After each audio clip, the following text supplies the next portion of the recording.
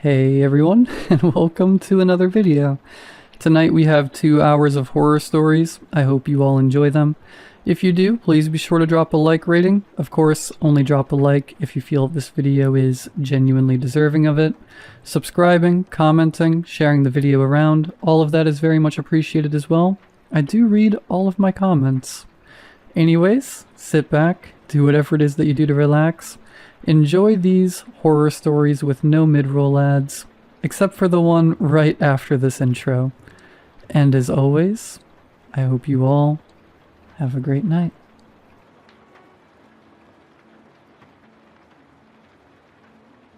Back in 2018, I was in a difficult position. I'd lost my job working security for a local firm, and was looking for something on short notice. Add to that, I was in a difficult situation with my then girlfriend. We were on a sort of pause. It was a strange time. In short, I was looking for a job and I found one. There's this charity, which I won't name, that handles distribution of something called the Little Miracle Chest. These have been around since the 80s, but they're very limited in scope.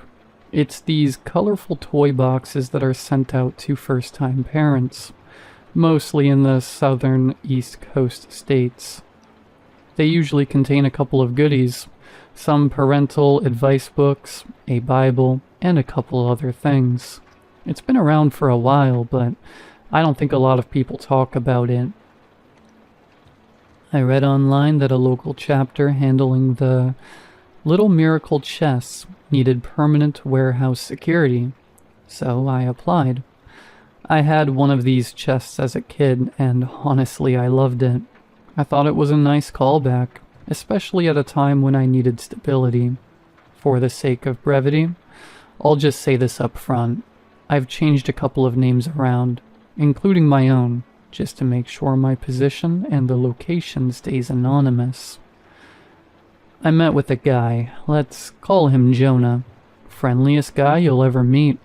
Early 50s, honest living kind of guy if you could look past the creepy horn-rimmed glasses. He looked like a cool dad who'd stepped out of a 70s commercial. Firm handshake, calming voice. I met him just outside the warehouse, and he had the most starched white shirt I'd ever seen. "Jonah," he said, shaking my hand. "And you must be Henry." "You got that right. Glad to be here." "It's like I know you already. Do you want the tour?" "Gotta admit," I said, "I'm a bit nervous about the interview." "Interview?" Jonah laughed. "My friend, as far as I'm concerned, the job is yours. We got your application, is all. You fit the bill just fine." "You sure?" I asked. "I figured you'd need some, I don't know, clarity." "I got a good eye for people," smiled Jonah. "But I suppose I have one question that needs answering, if you're so inclined." "Go right ahead." Jonah put a hand up to shield his eyes from the July sun. The guy was clearly an outdoorsy type, being tanned from head to toe. "Do you consider yourself a nurturing man?" he asked. It was a perfectly fair question, but it was difficult to answer. I had this girlfriend, Jill, who I'd been seeing for about 8 months. We got along great and had been talking about moving in together when she revealed something. She had a kid. I had no idea. It had been this thing she hadn't intended to hide.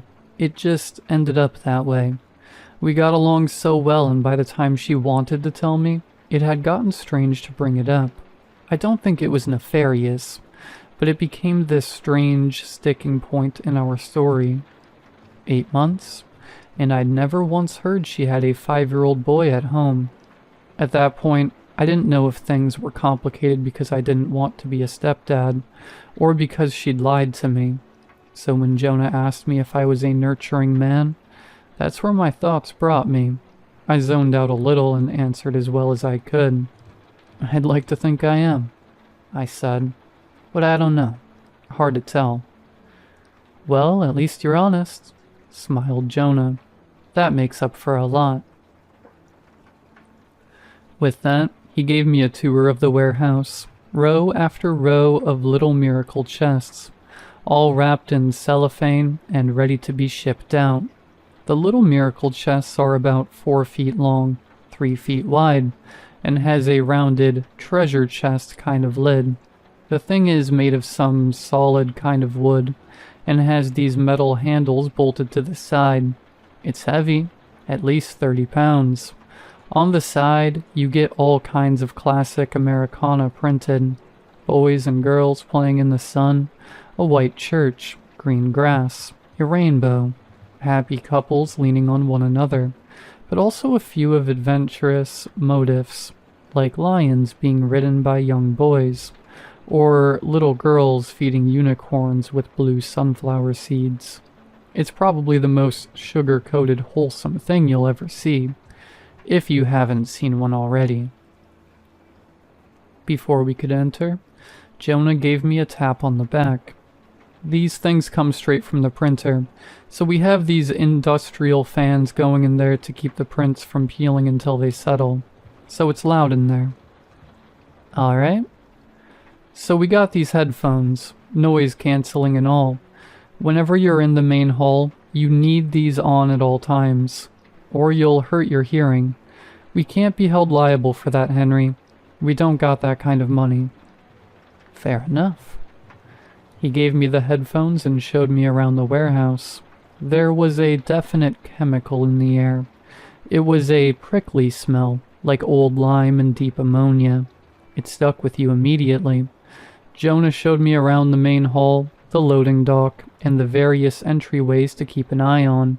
He pointed out a few cameras, all the light sources, and where the emergency buttons were in case of a fire or serious accident. Once we got out of the warehouse, we put away the headphones and put them in a locker. There was this small adjoining office with 2 desks, and an honest-to-God fax machine. Jonah explained a couple of details I needed to keep in mind. We got this place pretty cheap because the ground rests on aquifer, he explained. That's been shifting slightly over the years, causing a lot of incline. We've looked into contractors to help us compensate, but it's a steep bill. Long story short, Henry, you need to check to make sure none of the chests tumble off the shelves. We don't want them to break. Not one. Is that why you wrap them up like that? I asked. For traction? Traction and to keep the fumes in. You know. They're straight from the printer. We don't want you to get a wheezy lung. We want you around for a while. I appreciate that. Anything else I ought to know? Well, look at you, smiled Jonah, giving me a firm pat on the shoulder. Being proactive. I knew I picked the right guy. Well, since you asked, there's one last thing. He sat down on one of the desks, trying to look like a cool substitute teacher. I bet that move worked better on the younger folks. Well, 2 things, he admitted. 1, don't use the freezer. We've had to throw out a bunch of stuff because of it. And 2, do you know our motto? The motto? Yeah, the little miracle motto. Do you know it? You used to have one as a kid, right? And of course I knew it. It was written on the inside of the lid, so you saw it every time you opened it. God loves all his little miracles, I said. That's the motto. Hot diggity dog, Henry. I knew you were the perfect guy. He gave me another firm clap on the shoulder. A couple of signed papers later, and I was officially hired. There were a couple more things to keep track of, like where we stored keys, what to do at certain times, and how many hours of the day I had to stick around. I had an alternating schedule with a 3-week rotation. The pay was decent, but I had to scale back on a couple of things on account of only working 4 days out of the week. The extra pay for working the occasional weekend and night shift were more than enough to make up for it. All in all, I was only down about $100 or so from my last job, and this was both more stable and had better hours. Jonah was always around, mostly in the office. I saw him try to get that stupid freezer to work a couple of times, but they gave up and started using it for storage. Mostly charity merch like hats and cheap jackets. The people who worked there struck me as harmless, but socially awkward. They would bring in the occasional plate of cookies or wish me a blessed afternoon, but they would keep to themselves and give me a curious side eye. Night shifts were a whole different thing. The little miracle chests look a bit strange in the dark. You have to consider, the one I used to have was beat up and torn at the edges. These things were fresh from the printer. They looked nothing like my old thing. It had been thrown out somewhere around my later high school years. I grew up in a troubled home. I didn't know it was a troubled home back then, but it was. I was an only child, and my parents were constantly complaining about their financials. Whenever the two of them were in the same room for more than an hour, they'd yell. There was always something. The broken lawnmower, the extra shift that ruined our weekend plans, the cheap muffler, that strange noise from the shower drain. There was always something, and someone had something to say about it, and they had to say it loudly. I used to get so tired of it that I'd lay under my bed with a pillow over my head, trying to drown the sound out. That is until I realized that the little miracle chest we had was mostly soundproof. I'd put blankets and pillows in there and make it my happy place. I would spend a lot of weekends there with a flashlight tucked under my chin, reading or playing, and whenever I ran out of batteries, I'd imagine what was written on the page and just whisper it into the dark. Or I could be an astronaut for a while, floating through space. Or maybe I was a spy, hidden in the trunk of a villain's car. It sounds sad, but I never knew it was. I loved that darkness. It was my own, and no one could take it from me. I'd whisper my little truths into the void, and I felt like it understood me, like it was a friend. I could imagine it saying, "You're our little miracle, Henry, and we'll always be here for you." And every time I looked up, there was that motto, "God loves all his little miracles." The job itself wasn't that demanding. I'd help out with the occasional loading at the dock, and I'd keep the place shut down and safe in the evenings. Most of the time I was walking around the warehouse, listening to a podcast or an audiobook. The headphones Jonah gave me were these amazing $400 industrial things that worked as radio, communication, and media player, and he was perfectly fine with me listening to something while on my own. For all his quirks, Jonah was probably the most chill boss I'd ever had. There were a couple of times I had to step in. A couple of chests had slid a bit too far, and I'd have to wrap them up in more cellophane and put them back. Other times, the smell would get so strong that I had to step out for a while. I'd get chills from the overhead fans, and there was always something sticky to get your shoe stuck on, so it wasn't perfect, but what job is? But my trouble started for real when I started using glasses. I'd been riddled with headaches for a week, and Jonah gave me a day off to check with my optician. Turns out I needed glasses. It was a pain to get used to, but even more of a pain to wear them underneath the headphones. I'd get this chafing around the edges of my ears from the constant pressure. After a while, I decided to take a break from the headphones, if only for a while, just to give my ears some time to rest. That's when I noticed something peculiar. The industrial fans weren't really that loud, barely even a hum. I asked Jonah about it, but he insisted I wear the headphones, or at least earplugs. "It's an insurance thing," he argued. "It's really important. Please take this serious, Henry." I didn't want to lie to him, but I did. Whenever no one was around, I'd put away the headphones. I'd still keep them around my neck if I needed to put them back on, but I'd keep them off most of the time. But that put another thought in my head. What about the floor tilt? Was that really a thing? The fans weren't so bad. so maybe this wasn't either. There was this water level tool in the office. I borrowed it from Jonah's desk and went into the warehouse. I checked the warehouse shelves one by one. None of them were tilted or at an angle. They were all perfectly straight.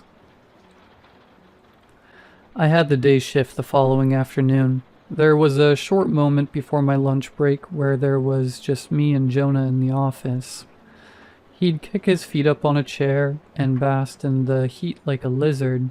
I'd only been with Little Miracles for a few weeks, but I'd already grown to enjoy the job. Asking questions about it felt shaky. Jonah looked up at me with a curious expression. "I got a couple of questions about the warehouse," I said. "A couple of things ain't adding up, and I need some clarity." "Well, Henry, that's what the good book is for," he smiled. "But I guess I could clear up some of the smaller stuff." "Let's start with the headphones," I continued. "The fans are barely audible. There's no way they could cause any kind of hearing damage." Jonah nodded with a slightly furrowed brow. "All right," he said. "Go on." "And the shelves. You said the floor was crooked, and that the chests kept sliding. I checked the floor, and it ain't crooked. Shelves ain't either." "So what are you asking me, Henry? What's this adding up to?" "There's something you're not telling me. If we're gonna be a team, I need to know what's going on." Jonah got up from his chair and patted me on the shoulder. His frown softened into a trained, quiet smile. He held his hand out, urging me to follow him into the warehouse.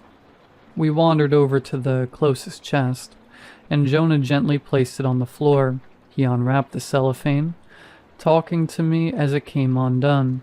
The smell of the paint unfurled like a carpet, spilling over my senses. The ammonia could have choked me, but it was the old lime smell that stuck around the longest. "I can't tell you why they slide off the shelves," Jonah said. "It's just something we have to compensate for." He tapped the chest and opened it, showing me the simple wooden interior. It was empty, with the motto printed on the inside of the lid. "The headphones are a courtesy," Jonah sighed. "A couple of folks feel bad about asking if they can play music or listen to something while they're out there by their lonesome. We figure giving a free pass makes the time go a little faster. And, well, we already bought the things." "Jonah, that can't be it. That can't be all there is." He closed the lid and wrapped the chest back up. "Here's God's honest truth," he said. "This entire organization is here to care for the good Lord's little miracles, and if we do what's expected of us, that's what we'll do." There wasn't a hint of a lie. I don't know what I expected. The chests were empty, and while the explanations were weak, they were at least plausible. It was enough to keep my mouth shut for a little longer. "If there's anything else, you know where to find me," he said. "Stick to the script and you'll do fine." And for some time, I did just that. I patrolled those halls day and night, making sure the chests didn't slide off the shelves. I listened to my audiobooks, helped load the trucks, wrapped the chests in cellophane, and that was all there was to it. I had the thought that maybe Jonah had picked a specific chest to open, so at times, I'd open others just to check, but they were always empty. For a full month I didn't think much of it. That is, until one particular night. I didn't use my headphones that evening. My glasses were chafing again. I'd gotten a text from Jill earlier that night, and I kept pacing back and forth trying to figure out what to respond.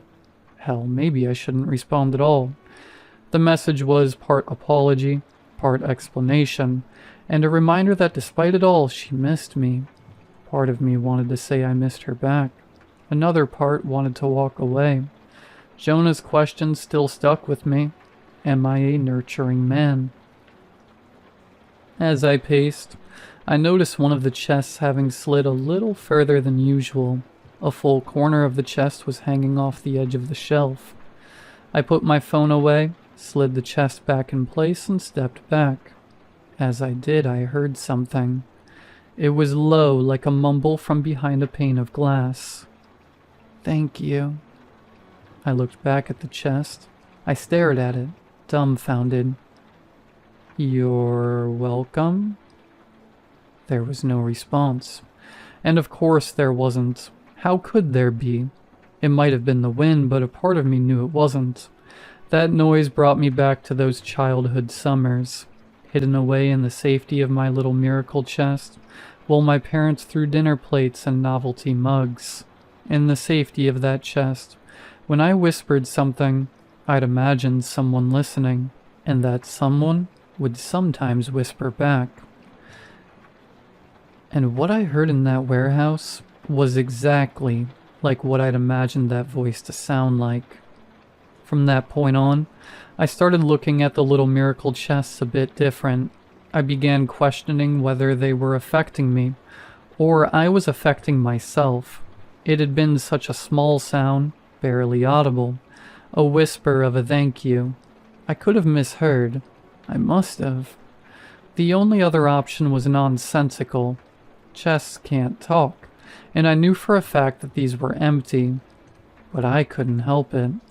During those long hours of the night, I had to look a little closer, listen a little longer, and when I couldn't convince myself to stop, I tried to test them, challenge them even. I'd whisper at them, knock on the lid, or pick up and shake them a bit. Of course, nothing happened, but every now and then I'd see one of them twitch or rattle. Was it one particular chest that moved, or was it all of them? One night I didn't even bother to try. I just picked a chest and stared at it, waiting for it to move. I'd looked at it for so long that the image sort of blurred, like when you hear a word too many times and it starts to sound like a noise. Then there it was. A nudge. Just a little, but clear as day. I rushed it, tore away the cellophane and opened it, and of course it was empty, and I'd accidentally ripped off part of the print. Just a corner, where the lion was. I thought about lying to Jonah, but I knew better. Not only did he deserve the truth, but there were cameras to tell the full story. Not that I didn't think he'd believe me, but because it didn't matter. No matter if the chest moved or not, I'd messed up. I met Jonah in the parking lot on the way to the office. He carried a much too formal suitcase and a copy of today's paper. I caught up and told him flat out what I'd seen, the moving chest and the subsequent unwrapping. Jonah nodded, then wielded his newspaper like a judge's gavel. "Henry," he said, "you're still the perfect man for the job. I know you are, and I want to help you." "Then tell me what's going on," I begged. "Tell me I'm not crazy." "How about this?" he said. "You heard about the storm?" It had been the talk of the week, a storm brewing over for the weekend, with the brunt of it hitting later that evening. The sky had already darkened. We had a last-minute cancellation, and I got no one to help. If you can keep things in check this one night, I'll see what I can do. "Can do about what?" I asked. "What can you do?" "Henry, please," he said, putting his hand on my shoulder. "I'll see what I can do." I agreed. Things were gonna be a bit different that evening. I was the only one on site, and there'd be no one to call for backup. That and the storm was guaranteed trouble. We had to close the fans and lock down the shelves with plastic straps. And because the fans weren't running, I'd have to wear a mask with a gas filter, just in case the fumes got too intense. I was gonna have to make sure everything was secure, which would be an effort and a half.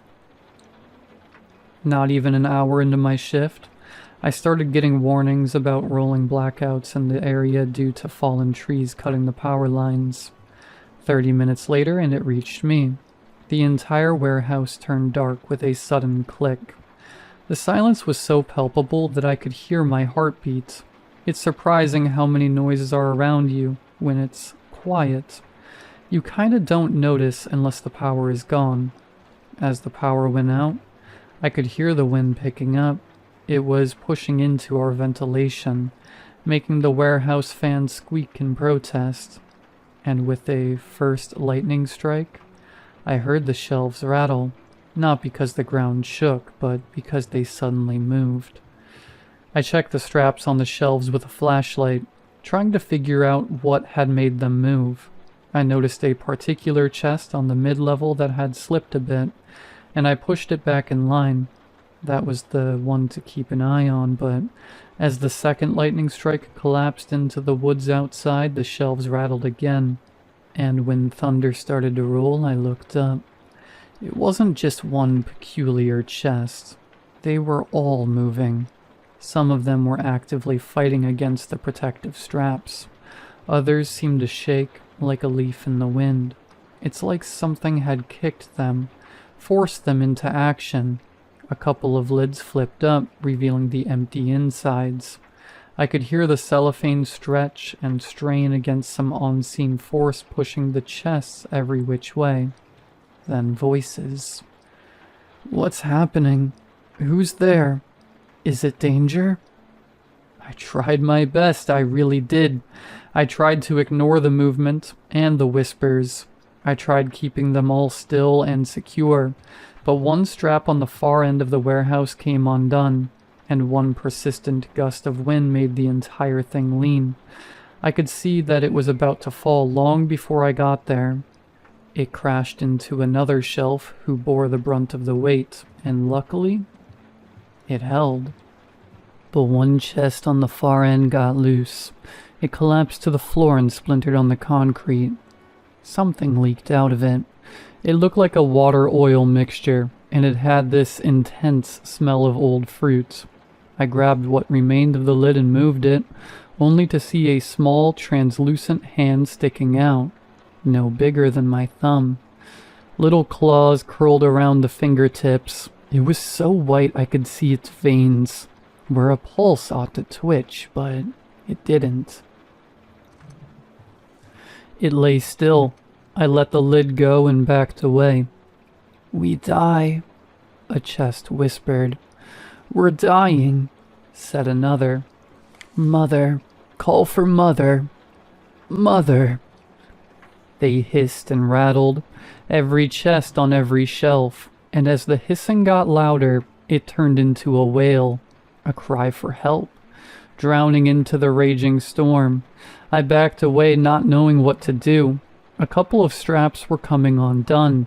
Some shelves were swaying in the wind, and right there on the floor lay that splintered chest like a broken egg. "I'm trying to help," I called out. "I can help. Just please stop and I'll help." "The Death Man," a chest hissed. "Fear the Death Man. Mother, Mother." The calls got louder. A chant for Mother, for something to come help them, to deal with the Death Man. I couldn't stay. Defying the storm, I rushed out of the warehouse and into the parking lot. I was drenched in seconds as the rain fell sideways, but I much preferred the howling storm to whatever was happening on those shelves. I couldn't believe it. I ran from my car. I had to call Jonah. I'd gotten about 30 feet when I noticed something on the road ahead. It looked like an oncoming flash flood. Mud and trees and bushes being swept up into a big pile, roiling its way across the road. It was far off, but there was something about it. It looked out of place. I stopped for a second to take a closer look. It had eyes. It wasn't oozing across the road. It was crawling like a massive reptile. I'd mistaken its scales for tree bark. It was a creature, an unreal reptilian thing, and it was coming straight for me. And now that I looked at it, it was fast. I never made it to my car. I turned back to the warehouse. I sprinted as fast as my legs would allow and slammed the door shut behind me. 2 seconds later, the door imploded with a metallic twang, hitting me in the shin bone and sending me sprawling to the floor. "Mother," the chests cried. Mother comes. Mother saves. Mother eats the death man. Eat the death man. Something groaned. It sounded like a tree bending in the wind, but there was a tune to it, and it repeated like the croak of an angry frog. The living mudslide reached into the warehouse, only to reveal a 5-clawed forelimb, each claw the size of my leg. It cracked the floor like wet sand. Then, a roar. The air rippled, and the pressure made my ears pop long before I even heard it sound. It was part hiss, part croak, and part shriek, all wrapped up into one furious bellow that rattled the windows. I got back up on my feet, wobbling from the gash in my leg just as the thing reached the loading bay doors. Those are solid metal. I thought they'd hold for a while, but they bent wide open with a little effort. It was like watching a rabid dog tear into a pillow fort. The storm spilled onto the warehouse floor. The winds shook the shelves as the creature stopped in front of the broken chest. A split white tongue tasted the air, each segment the size of a grown man's thigh. It poked around the splinters and looked up with a pupil the size of a bowling ball. "Kill the death man," one demanded. Kill him now. Mother, mother." A bellow rolled out of that thing like a revving engine. I saw claws sink into the concrete as it dragged itself forward, heading my way. I hobbled into the main office. I could hear that thing thrashing around, trying to follow me. For a second it stopped. I thought maybe the door was too small for it. Then I heard a scratching noise, like construction tools being dragged across the wall. It was gonna break the entire room. I didn't know where to go, or what to do. I could make a run for it, but that thing would be on me in seconds out in the open. I had to keep stalling it, but I didn't know how. It was protecting something young and small, hidden within the chests. "I don't know what to do," I gasped. "I don't know what to do." I thought about Jill and not seeing her again, about never answering her last text, only for her to see my name in the obituaries. Then, a chime, a ringtone. Jonah had an extra phone in his top desk drawer, a cheap, disposable flip phone, and it was ringing. I pulled it out and answered, gasping for air as my eyes flicked back and forth. Jonah's voice came through from the other side. "Henry," he said, "I'm sorry it came to this." "What is this?"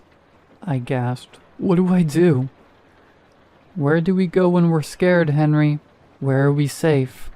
"That's what I'm asking," I yelled back. "What do I do?" "Think, Henry. Where are you safe?" I blinked.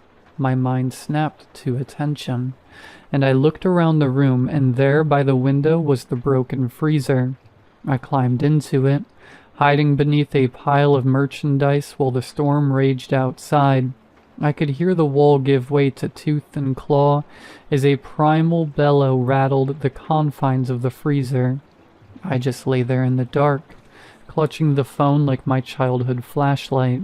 I calmed my breathing, listening to Jonah's voice.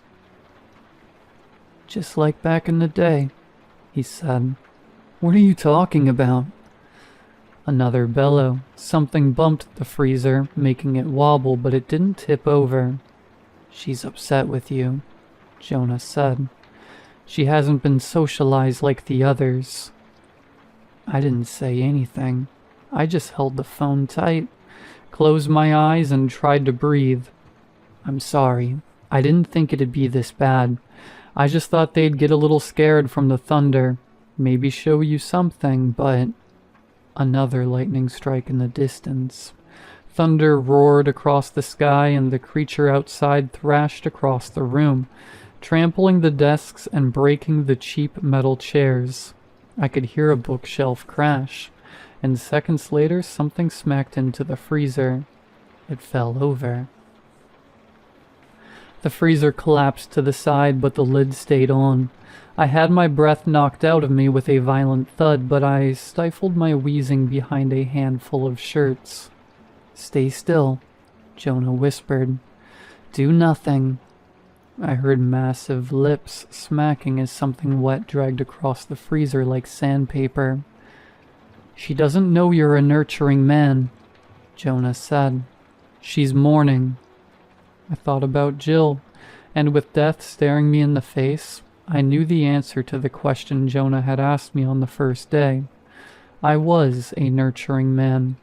I had been all along, and if I could get out of there in one piece, I'd show them. I kept my eyes closed just like I'd done as a child. I'd pretend the world was different as chaos reigned outside, that they were play fighting or throwing pies like circus clowns. I thought back on those moments in the dark where I'd been an astronaut, ready to set off to distant planets, or make friends with alien life, or the moments when I'd read aloud from some comic book I'd bought with my monthly allowance. A white tongue slipped through the lid of the freezer, tasting the air. A waft of warm, swamp breath swept over me as the creature snorted, looking for my scent. But that freezer smelled more like Jonah than me. "I'm sorry," I whispered. "I'm sorry. I'll do better. I'm sorry." "I know," Jonah whispered back. "You're still God's little miracle, Henry.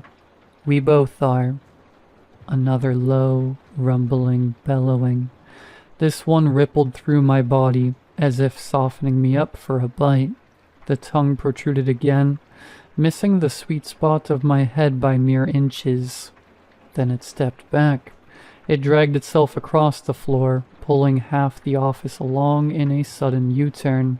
Order slips and receipts stuck to its scales, whipping around in the wind.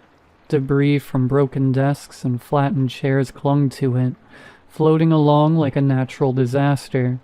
I lay there, tucked among the battered merchandise, listening to the howling storm. The worst had passed, and the warehouse chests were quiet. "I'm so proud of you," Jonah sighed. "So proud of what you've become."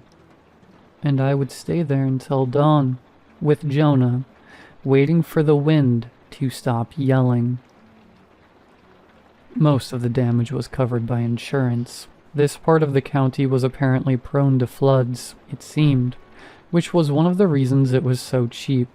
Of course, there was no flood, but I got the sense that they knew that. I met Jonah a couple days later on a park bench not too far from the warehouse. He was having yogurt and brought a thermos of piping hot coffee. We hadn't spoken since that night, but he seemed just as cheery as always. I wasn't. "I need to know what that is," I said. "All of this." He looked up at me, then back down at his yogurt. Mango flavor. "I never lied to you," he said. "The Tapix is God's little miracle. We just make sure they grow up to be good.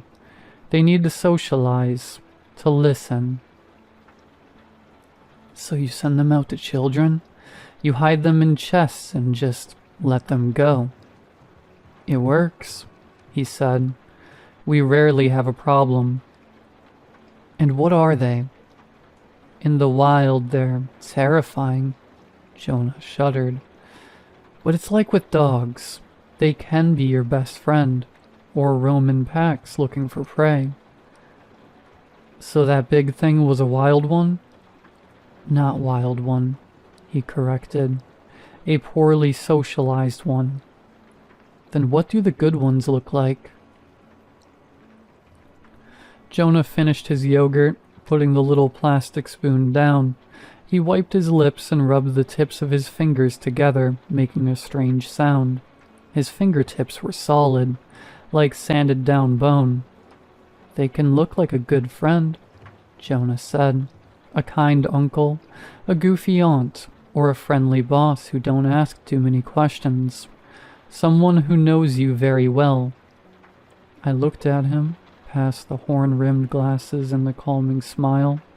There was a tint to his eyes that I hadn't seen before, and a slight protrusion along his spine. "It's not without purpose, Henry," he said. "We're all just trying to be better people." He got up and stretched a little, then let his demeanor sink back into a familiar expression. "See you Monday?" he asked. "For the cleanup." I got up, looked him over, and shook his hand. "See you Monday." It's been a few years since then. The first thing I did after that meeting was call Jill. It didn't take long for us to reconnect. She gave me every opportunity to back out, but I kept at it. And beyond all my insecurities and questions and worries was a life of calm and warmth, one that I could nurture into something beautiful, a place with bedtime reading and early morning car karaoke. You might be surprised to know that I still work with Little Miracles. We got one of the chests sent home. The creature that lived in it slipped out last summer, having grown too large to stay in the double-bottom floor. I don't consider these things a threat any more than I do a stray dog or an outdoors cat. I get it now. I get how they work. And I don't have to wear any headphones at work. They don't mind me hearing the voices. Jonah has never said it out loud, but I think he and I both know where we first met. He's been with me for a long time, all the way back to when I read books by flashlight. Thanks to him, I guess someone listened to all those times when I whispered into the dark. It's a good reminder that God loves all his little miracles. And maybe we should too.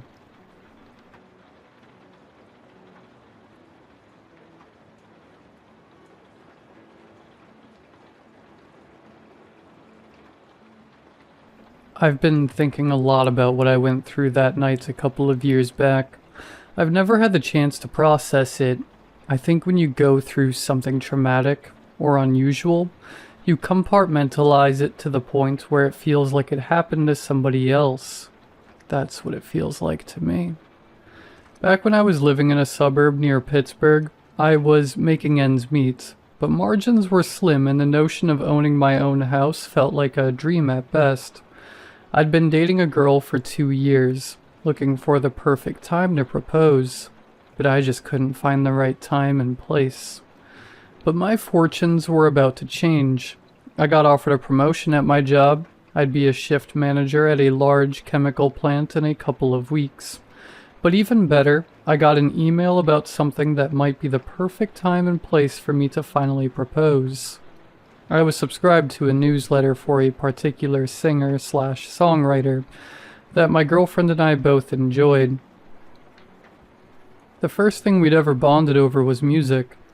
There was a promotional campaign where there would be a sneak release of tickets to an upcoming tour, and the first 30 in line would be offered backstage passes. I couldn't imagine a better place to pop the question. Maybe I could get a chance to do it on stage if I asked nicely, but it had to be a surprise, so I kept it to myself. I made up an excuse about going to see my brother and packed a camp-out kit to get in line well and early. The newsletter recommended all of those interested to be in line at least 24 hours ahead of the ticket release. "Please be patient and understanding," the email read, "and please wait in line." I drove out there early Saturday morning. They'd arranged it as a sort of pop-up store. It was gonna have all kinds of merch, and by opening day, there'd be plenty of people dropping by to get ordinary tickets. But I'd be one of those 30 who got the good ones, come hell or high water. It was awkward getting there, though. They'd shut down 3 of the roads for maintenance, making the zigzag between cones and waiting for traffic in opposing lanes to take a turn. There was an apartment complex nearby, but that had been tented up for fumigation. A couple of nearby stores were shut down after health inspections. All in all, it was just bad timing, and there would be no comforts. But I got a bunch of gear packed. I'd be fine. I had an audiobook, some TV shows, and a lawn chair with a slot for an attachable umbrella. I could sit out there for days if need be. As with most pop-up events, there was no big sign, and the location was closed with metal shutters out front. The only thing that showed that this was the place was a discreet little poster on the side of the door that read, "You made it." The newsletter had mentioned that particular poster. It was all designed in a way to make the release feel exclusive. I got there about 23 hours early, and my heart sank. There were already people in line. Luckily, I only counted 27. But for a short moment, I was ready to throw in the towel. I got to the back of the line, did a second and third count, and breathed a sigh of relief. As long as no one cut in line, I was in the green. So I set up my chair, attached an umbrella to my chair, and got started on the first season of Monk. After a couple of hours, the line had grown to about 50 people before slowing down. Maybe those in the back were hoping people up front would either drop out, or maybe they hoped there'd be extra tickets. The email had mentioned that there might be a couple of extras, but it couldn't be guaranteed. But I was still in the green, so I didn't have to worry all that much. It wasn't an unpleasant place to stay. The building was facing away from the sun, and there wasn't any traffic nearby because all the maintenance. I think the crews had stopped working for the weekend, because there was little to no machine noise. I didn't hear a single jackhammer or concrete mixer, just the ambience of the city and the murmur of the people in line. There was a bit of a tussle up front. This one woman was getting up and talking to people. She was hard to miss. She had this neon green band shirt and blue-colored hair. You could see her from a mile away. She went down the line asking if anyone had any antihistamines. Allergy pills. She was having some sort of reaction. Turns out no one had any, so she had to head off to find some. There was a drugstore a couple of blocks away, and the guy next to her promised she could keep her spot. So she walked away, thanking those around her for being so understanding. Thing is, she never came back. Hours later, her spot was still vacant. By dinner time, I kicked up a conversation with a guy next to me. He'd arrived just after I did, so he was still among the first 30. His name was Rodney, and he had this lean metalhead kind of build, arms covered in tattoos, and those kinds of pants with zippers that you can turn into shorts. It didn't look like his kind of venue. "I'm surprising my girl," Rodney smiled. "She loves this stuff." "Same here," I said. I think I might pop the question. "Congrats, love to see it." He offered me a Coke and I took it. He hadn't prepared himself quite like I had, so I offered him a pad to watch some shows while I listened to my audiobook. We shared a couple of stories, some snacks, and added one another to our socials. I chomped down on a cold burrito for dinner and took a nap. Rodney was on his phone talking to a friend for a bit. The people ahead of me were having a conversation of their own, and I only caught parts of it. They were discussing if there were 30 available tickets in total, or if there were more tickets given out to the first 30 people. Was there only one ticket per person? Because if all in line wanted 2 or more, that'd be over 60 in total. The email hadn't specified it, so they were a bit worried. I had no idea, but there was no point in arguing about it. We'd see in about a day. There was this one guy who was a couple of spots ahead of me that had to step out of line. He had a friend coming by to drop off some stuff, so he asked if they could hold his spot for a bit. It'd just be a couple of minutes. I saw him disappear around the corner, doing that I'm in a bit of a hurry kind of jog that polite people do. A couple of minutes passed, then half an hour. After a full hour, he still wasn't back. Isn't that strange? I said to Rodney. 2 people have gone to get something, and none came back. Sure, yeah, strange. He nodded. But some people just say those things to get an excuse to leave. It's embarrassing to say you're bored, you know? I guess. It's just strange. I work at the hospital, he said. As an anesthesiologist, I know what people who crack under pressure looks like. They always shuffle away with a convenient excuse. You sure that's it? I asked. Nah, but I got no other explanation. Fair enough. As the sun dipped below the horizon, the sounds of the city lowered to a mumble. Cars gave way to people walking their dogs, and in this particular neighborhood, there was a lot of those. There were a couple more people who got out of line and walked away, not to return. We were still well over 40 though, but I think some got cold feet as the city got dark. A couple of light posts from a nearby street cast long shadows across the pavement. I was having a nap when Rodney poked me. He looked confused. Some folks in the back are saying we're in the wrong line. They're opening some name brand store. There ain't no ticket sales. You're kidding, I scoffed. You can't be serious. A guy 3 steps ahead looked back. This ain't no store opening, he called back. It's an autograph signing. That kicked up a murmur. All of a sudden the entire line was talking. There was some confusion about what we were actually doing out there. A lot of people were there for tickets, but for different artists. Some were there for a shop opening, an autograph signing, or a giveaway. A couple of phones were passed around and shown so we could compare emails. All emails were from different accounts, seemingly official enough to get past the spam filters. They all advertised different things, but they ended with the same line. Please be patient and understanding, and please wait in line.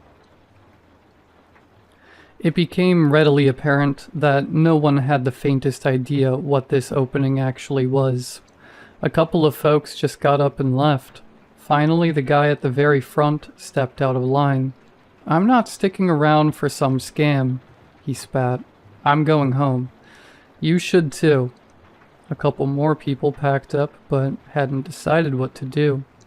I was a bit on the fence about it, but as I watched that first man round the corner, I figured there'd be some kind of misunderstanding. Maybe they were doing several promotions at once. I heard his voice. He sounded surprised and a little angry. What is this? Then he screamed, a blood-curdling, ear-bleeding scream. It got quiet. Everyone looked at one another, trying to find an answer to what was going on. I got out of my chair to get a better look, but Rodney put his hand on my arm. Hold on, he said, lowering his voice. Don't go. We should call someone. He agreed, but we could see other people were already calling for help. The man from the front of the line never returned. There was someone in the back who called for help. A few people walked down the road to see if everyone was okay, but they never returned either. A patrol vehicle came by about 20 minutes later. 2 police officers walked up, asking questions. Everyone said the same thing. A man had stepped away, and it sounded like he got hurt. The officers did a sweep of the road, and when they came back around, they shrugged it off. There's nothing here, they said. You sure he didn't just call out to a friend? There were a lot of voices raised at that. But what could we say?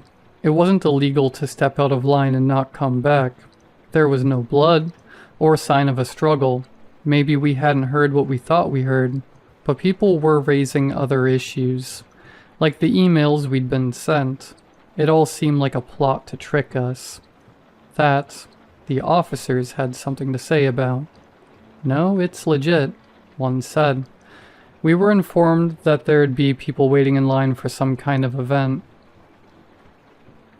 They had no idea what the promotion was for, though, and even if they did, they couldn't disclose it. It was all arranged by an event promoter, who'd in turn been hired by someone else. All in all, There was nothing they could do but wish us the best of luck and be on their way. As they left, I noticed them meeting up with someone walking their dog at the end of the street. They shook hands, looked at us, and went their separate ways. Rodney and I stayed up late. We decided we'd take turns sleeping just to make sure no one took our things. I took the first shift. The line had whittled down to about 30 people by then. There had been a lot of people trickling out after the uncertainty of what this was supposed to be. Of course, none of them came back. I didn't hear anything else, but there was this rising unease that there was something inherently dangerous about stepping away. I could hear a couple of people talking about it. That is, until a woman further back had enough. She'd been sitting quietly for a while, listening to people talk over her.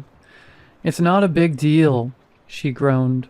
"Look, I'll walk one lap around the building. I'll leave my purse here so you know I'll be back. All right?" Maybe she was tired or frustrated. Maybe she wanted to prove a point. She stepped out of line and rounded the corner with a huff. Judging by the size of the building, it ought to take her a couple of minutes at a brisk walking speed. But as those minutes dragged on into half an hour, it was clear she wasn't coming back. She'd left everything behind, so it was clear this wasn't voluntary.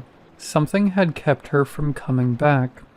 No one would willingly leave behind their identification, credit cards, or phone. A couple of people discussed leaving as a group. Someone mentioned leaving while being on a phone call to report back as they went, but no one wanted to take the risk. We didn't know what was going on, and no one was eager to put themselves on the line. Instead, we waited, speculated, and murmured back and forth about what might be going on. Was it a trafficking thing, gang-related? Or was this whole thing just a big misunderstanding? I woke up Rodney around midnight and leaned back in my chair. I told him about the woman leaving her things behind, and I could see something settle on his brow. It was a strange position to be in.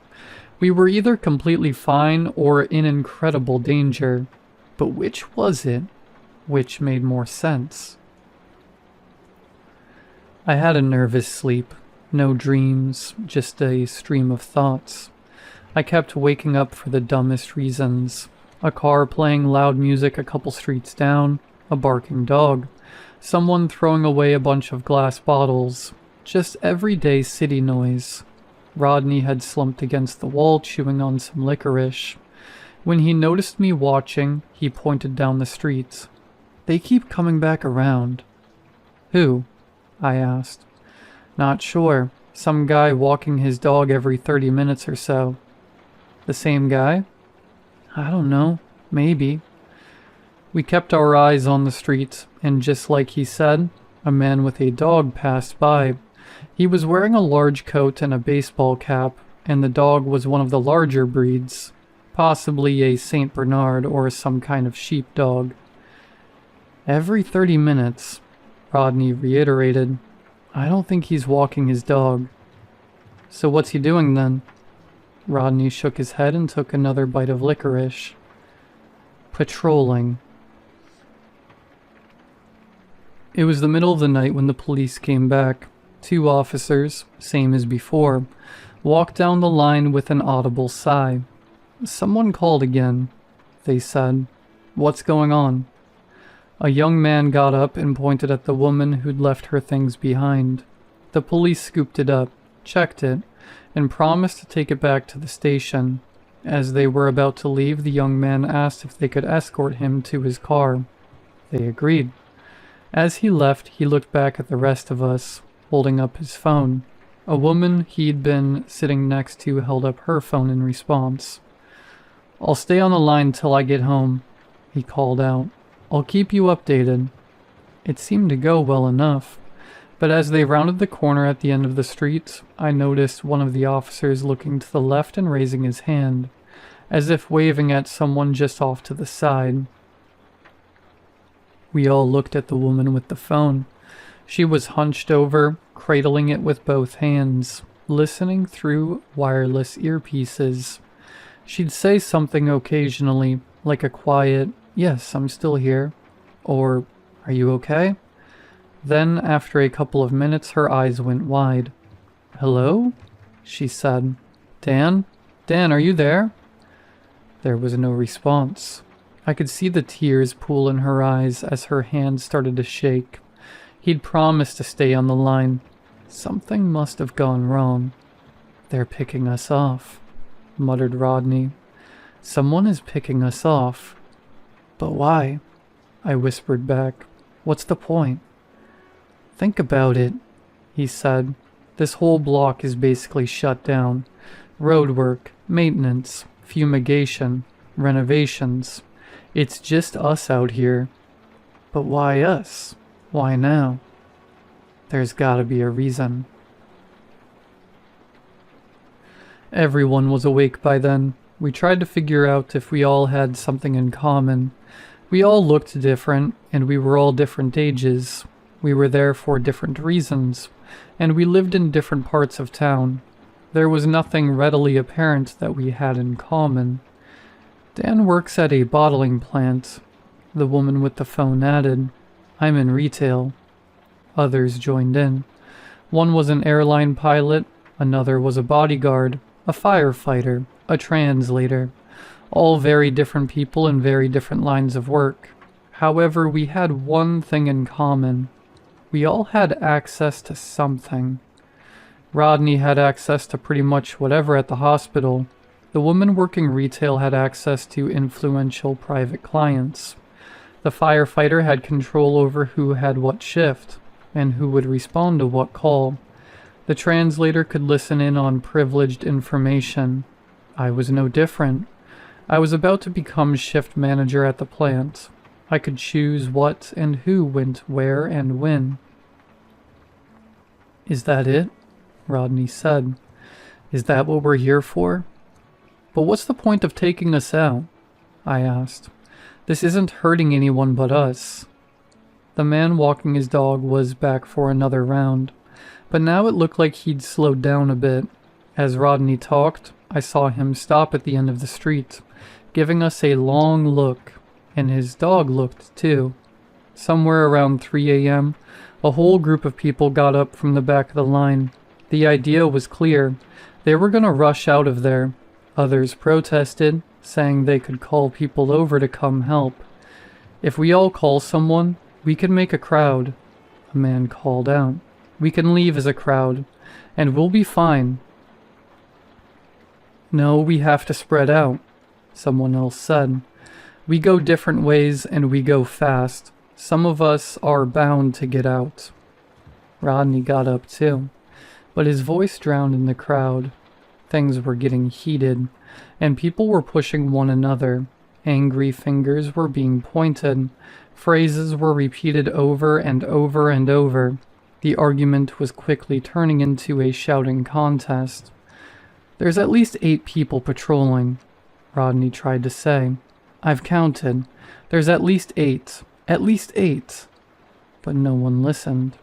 And as push came to shove, a group from the back of the line spread out and ran into the night. Rodney slouched back down against the wall, breathing heavily. We all held our breaths, listening. We could hear footsteps running down different alleyways. It started with a crash, like someone taking a tumble into a trash container. Then one pair of footsteps stopped. Not long after, another stopped, and from a far-off corner I heard this barking, a loud, growling bark. "No," someone pleaded. "No, no, no." There was no screaming, no gunshots. All the sounds just stopped, and no one came back. A guy from the back of the line called out to them, but got no answer. We were down to about 20 people. Some were calling home, others were calling the police. But they weren't about to come back here for a third time. One called a taxi, but they couldn't find a place to park. So they had to stop at an adjacent street, which we couldn't get to. There was also this one woman with a face tattoo that asked to borrow a phone. Rodney handed over his. "I'm getting my guys down here," she said. "You'll see. I'm done." She made a call, shouting angrily for a couple of minutes. After the person on the other end finally seemed to understand the gravity of the situation, Rodney got his phone back. About 20 or so minutes later, 6 very tired men came wandering down the street. I could see the outline of holsters inside their cheap jackets. "We're going," the tattooed woman called out. "Y'all can come if you want." A couple of people got up. I looked at Rodney, but he shook his head. "Suit yourself," she continued. "We're leaving." We watched them walk away and round the corner. I heard them starting a car and putting it in gear. There was music playing, something loud with a thumping bass. It sounded like they were about to drive away when I heard a bark. But it wasn't just a bark. It was more like a growling cough. Then a gunshot. Then another. The sound bounced against the walls, ringing out over the city. I saw a couple of lights turn on in distant buildings. Then all was quiet again. No one wanted to go look. Some people screamed at nearby houses, hoping for someone to open a window and look our way. No one did. The line itself was in complete disarray by then. People were packing and unpacking, pacing back and forth, hoping some opportunity would show itself. I wasn't immune to it, but I tried to stay calm. Rodney helped a lot. He was a lot more calculated than I'd imagined when I first saw him. He counted the people walking by. He measured the dogs. He listened for repeating sounds. My mind was tired, but my heart kept my eyes open and frantic. "I don't get this one thing," I said. "There's a timeline." "What do you mean?" he asked. "They gave us a time this would open," I continued. "If they're just gonna keep us here until they've picked us off, why would they give us an endpoint?" "There's gotta be something to it," he said. "Some reason for this specific place, and this time. And what happens when it opens?" We looked at one another. Whatever was going on, there couldn't be anything good in there. Rodney brought up the idea of breaking into the place we'd been lining up for. A couple of folks were on board, but the front gates were barred shut, and the personal entrance was on the back of the building. That kicked up all previous arguments about calling for help, or moving as a group, or running like panicked animals into the night. We tried to bend a piece of rebar into a makeshift crowbar, but we couldn't get it to work. The place was locked down hard, and we hadn't brought anything to break through. We couldn't do it. A couple of people thought about collecting jackets and making a line so we could pull them back if need be. The problem was, no one wanted to volunteer. "Nothing happens until we're out of sight," someone said. "As long as we're within view, nothing happens. So someone can go to the end of the street, look around the corner and come back." We had a volunteer for that. A large guy in his early 40s. He brushed off our worries, grabbed his backpack, and went to the end of the street. We could see him the whole time as he called back to us. "There's a car here," he yelled. "The door's open. There's no one here." "Can you see anything?" Rodney called out. "Nothing," he said. "Not a soul." He turned to go back to us when he stopped. He looked to the side. There was a hint of doubt there. Rodney peered up at me, then back at the man. "I think the patrol's coming around," he said. "Any moment now." Suddenly the man started running back to us. By the time he reached us, 3 of us were up on their feet to catch him and slow him down. He was panting like he was having an episode. We looked back towards the street, where a person walking his dog had stopped to look at us. "That's no dog," the man wheezed. "I don't know what that is, but it's no dog." For a couple of seconds, we all just stared at the stranger. There really was something unusual about the dog. Its back legs had a curious shape, and there was a shine to the eyes that I hadn't noticed before. Almost blue. A couple more people would crack in the following hour. One just straight rushed down the road, another tried to leave but was held back by the others. A couple tried to call people for help, or to have someone escort them to their car, but nothing came of it. One guy kept spamming the police over and over, yelling at the operator that if they were that upset with him, they were free to come down and arrest him at any time. By dawn, there were less than 20 of us still waiting in line. It was about 6 a.m. when I saw someone coming down the street, a woman with blue-colored hair and a neon green band shirt. I poked Rodney. We recognized her. She'd been the first one to leave, the one who went to get allergy medication. She came back, I said. You sure? Rodney asked. You sure that's her? Positive, I said. Same clothes and everything. She waved at us. She was smiling and a bit bouncy, like she'd had a good night's sleep. In comparison, the rest of us were nervous wrecks. I heard there was trouble, she said. I'm sure it was a misunderstanding. What happened? I asked. Nothing happened, she insisted. Pills made me sleepy, so I went home. I just came to get my things, see what's going on. I wasn't buying it, and by the looks of Rodney, he wasn't either. Others didn't seem all that sure, but a couple seemed to relax their shoulders a bit. Despite my reservations, she got a lot of people up on their feet. Maybe they really wanted to believe that it was all just a big misunderstanding. And yeah, it was convincing. She'd come back after all, but maybe she was some kind of plant. Or maybe it was just someone who sort of looked like her. About half of all the people who remained joined her. They left together, giving the rest of us a tired wave goodbye. Some broke down in tears. There was this one woman whose face had burned into my mind. She was completely beside herself, shaking like a dry leaf in the wind. I'm scared, okay? She cried. I'm scared. I don't understand what's going on. I just want to go home. She was assured and hugged and led by the hand, and slowly but surely they all wandered off down the streets, and none would return. About an hour later, there were less than 10 of us left. Rodney shook his head as he looked from side to side. No patrols, he said. They've missed it 2 times. You think we can go? I asked. No, he said. Something's up. He shook his head as we looked down the road, only to see someone approaching. It was one of the people who'd been walking their dog, except now they weren't just passing by, they were stopping at the end of the street. A couple more joined, blocking off the other exits. One by one they bent down and let their dogs off their leash. I looked at Rodney. For the first time he looked scared.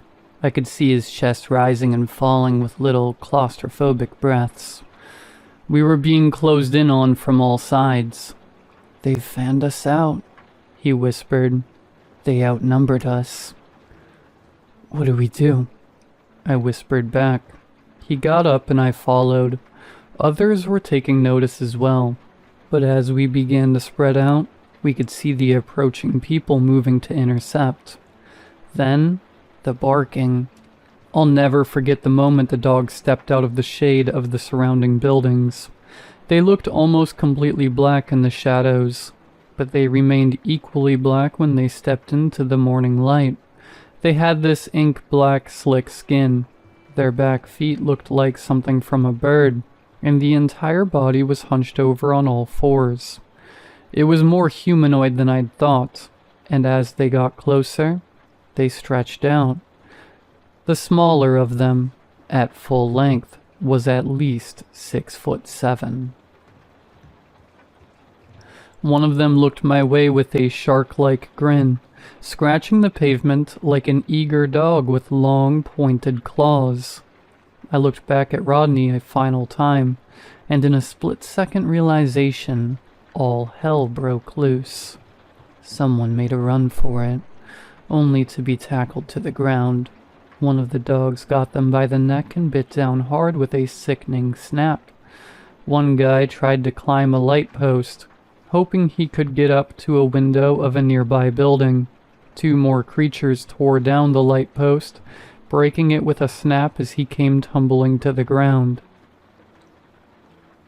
They were picking us off one by one, killing us, feeding on us. A couple had time to scream for help, but the creatures targeted whoever made noise first. The 40-something-year-old man who'd gone out of the streets earlier was tackled face first into the pavement and had those razor-sharp teeth dug into the back of his neck. My mouth tasted salt as morbid death smells crept up my nose. We didn't stand a chance. There were at least 12 of them, and they knew what they were doing. Rodney and I stayed by the wall, trying to make ourselves as small as possible. I got a good look at some of the dog walkers. A couple of them were complete strangers, but a couple of them I recognized from earlier. They'd been in line just like me and Rodney. Maybe they'd been plants, or something else entirely. The creatures were feasting. One of the handlers went up to the locked building and rolled it open as one of them walked up to me and Rodney. He looked us up and down as one of the creatures settled down by his side, snarling and drooling, starved and ready to pounce. The man adjusted his glasses, peering out from under his baseball cap. "We got any hatchers left?" he called out. The building opened. I couldn't see what was inside from my angle, being pushed up against the wall. "All done," someone responded. "Got them all." The man looked at me and Rodney, was maybe 30 years old, with a fashionable beard. Simple square glasses. I couldn't have picked him out of a crowd. He looked down at the dark creature and adjusted his nondescript baseball cap. "Which one you want?" he asked. "Which did you dream of?" I felt something to my right. Rodney reached out and grabbed my hand. Not because we were making a break for it, or to try some last-minute master plan. He was just scared. And when you're scared, you want to hold someone's hand, so he held mine. The creature looked us over. A hint of blue reflected at us from its deep eyes. We fumbled for the right words to say. Some plea, some brilliant last-minute monologue. Something to appeal to their sense of kindness and humanity. But the stranger with the glasses didn't move a muscle. He might as well have been shopping for groceries. And with that, the creature growled. It had decided. It pounced on Rodney. I held his hand for as long as I could. I didn't look. I remember the sensation of screaming, but I don't remember the sound. My throat turned raw. The muscles in Rodney's hand tightened, then fell limp. The man with the glasses took a step forward, shushing the creature. There, he said. "It's okay. Dream well. Eat." Bone crunching, sinew snapping, meat and the smell of hot iron. I closed my eyes so hard my skull ached. There was noise all around me. I didn't hear most of it, as I could barely make out anything over the sound of my own heart. There was biting and ripping, interlaced with the most casual-sounding conversation. "You got the shells?" someone asked. "No need. We're torching." "You sure?" "It's clear. We got a firefighter." I looked up. A couple creatures began to look different as they ate. Some had brighter skin. Some were shorter, fatter. I heard clattering as their claws fell off their fingers, bones snapping as their legs straightened. Then the man with the glasses clapped his hands at me. "Hey," he said. "You can go." "What?" "You can go," he repeated. "We're done." I got up off the ground and cleared my eyes. A couple of people looked my way, and I could tell they weren't entirely convinced. Some were armed. I recognized one of them as the woman with the face tattoo. You're letting me go? Sure, he said. We got a full brood. We don't need you. You can't kill people and walk away, I whispered. You can't do that. He shrugged at me like I'd asked him what the time was. I stepped back and no one followed me. I glanced at the creature gnawing on Rodney, only to see that it had started to gain his features, his face, his gangly arms, and all the while the man with the glasses calmly shushed it and stroked its back. The others were setting fire to the building, using a can of gasoline and a strip of newspaper. I only saw a brief glance of the inside. Black rock-like fragments littered the floor. Strange organic formations stuck to the wall in batches of 3 to 6. When he noticed I wasn't leaving, the man with the glasses casually waved a pistol at me. Not to shoot me, but to show that he had it. Go on now, he said. And as the fire flared up, I stepped around the corner and I didn't return. I came home in tears. I remember breaking down in the hallway, trying to explain everything all at once to my girlfriend. I told her about the tickets, and the plans I'd made, and the people I'd met, and the dogs and the handlers. All of it. I tried to show her Rodney's socials, and as I did, I noticed he was posting. My heart skipped a beat. Long night, the post said. It was just a selfie posted 10 minutes earlier. He looked fine, healthy even, but there was a little blue tint to his eyes that wasn't there before. No people went missing that night. Everyone came home eventually, and from what I've heard, there haven't been any incidents. Everything just keeps going like normal, like nothing happened. So who can I call? What can I even say? You can't report a person not being properly killed to the police. I even texted Rodney once and he responded like it was no big deal. I just went home, he said. I'm fine. We should hang out sometime. I haven't agreed to it. I don't think I can. I don't even know what to think anymore. About a week or so after all this went down, I got a card. An apology card with a sad blue sunflower on the front. Inside was a handwritten note. Sorry for the inconvenience, it read. There were 2 tickets to the concert, backstage passes. I ended up going. I proposed. I think I recognized a couple of people in the crowd, but I'm not sure. Now, years down the line, it all feels like a nightmare. I can't point to a single thing and say, hey, look, it really happened. There are no witnesses, and in the eyes of the law, no crime has been committed. But I know what I lived through that night. That'll stay with me forever. And I know this was violent, and ugly, and sick. But that email asked me to wait patiently, and maybe that's what saved my life in the end. Maybe I'm still waiting. But for what?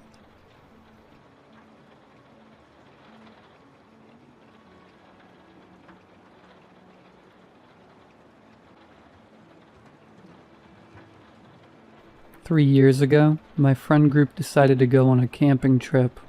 Not just going to an RV park and chilling kind of camping, but a proper tent and campfire trip. See, I'm a chronic glamper. If given the choice between roughing it out in the wild and chilling in an air-conditioned RV, I'm picking the RV every time. I enjoy my creature comforts, and I always have.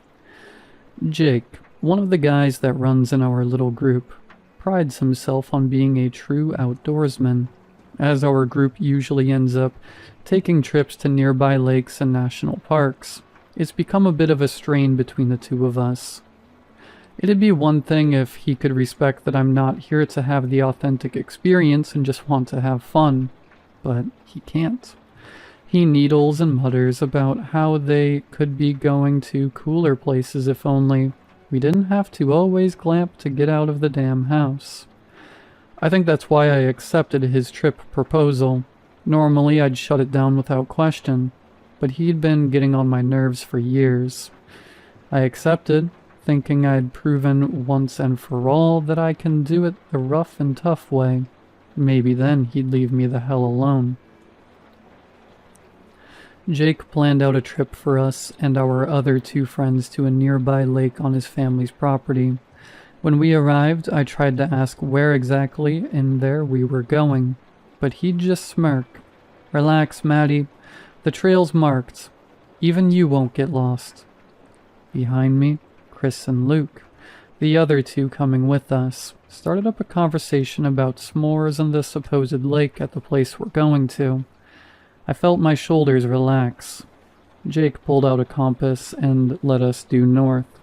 According to him, we had to follow the compass a little ways until we found some trees he and his family had marked with red triangles. From there, you follow the path.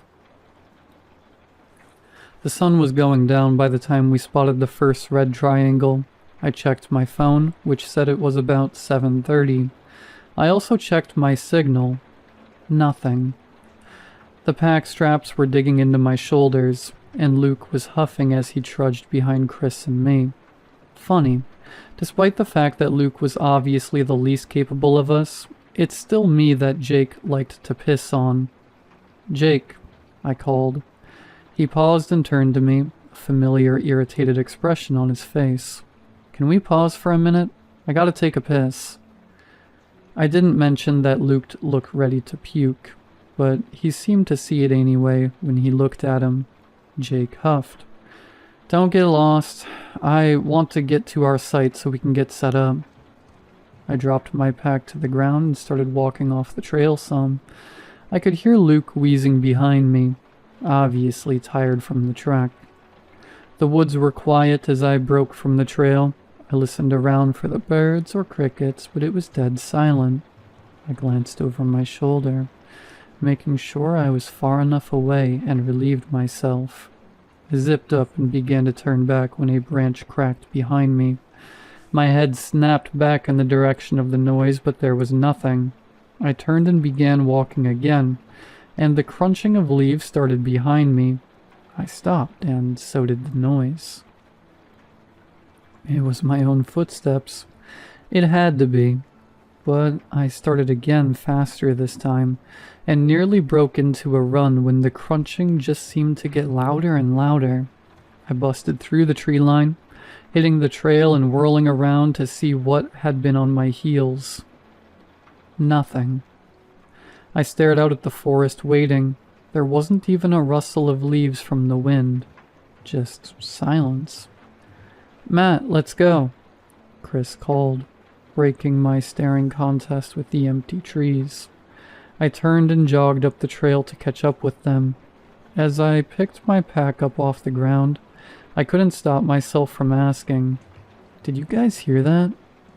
They all turned around to look at me. "Hear what?" Luke answered. I couldn't quite bring myself to spit it out. After all, what had I heard? Leaves crunching when I walked? I shook my head. Jake continued to lead us towards the campsite, the red triangles leading us ever onwards. I looked at them closer as we passed. They were spray painted on, with each tree being marked on both sides, so that they could be seen no matter the direction you were coming from. Each marker was about 5 meters apart, and at any given time, you could see the next few up ahead. The sun was nearly set when we broke through the spot by the lake. I had to hand it to the bastard. The sight was beautiful. The trees all stood in glorious formation, shades of green mottled with the golden light of the sunset.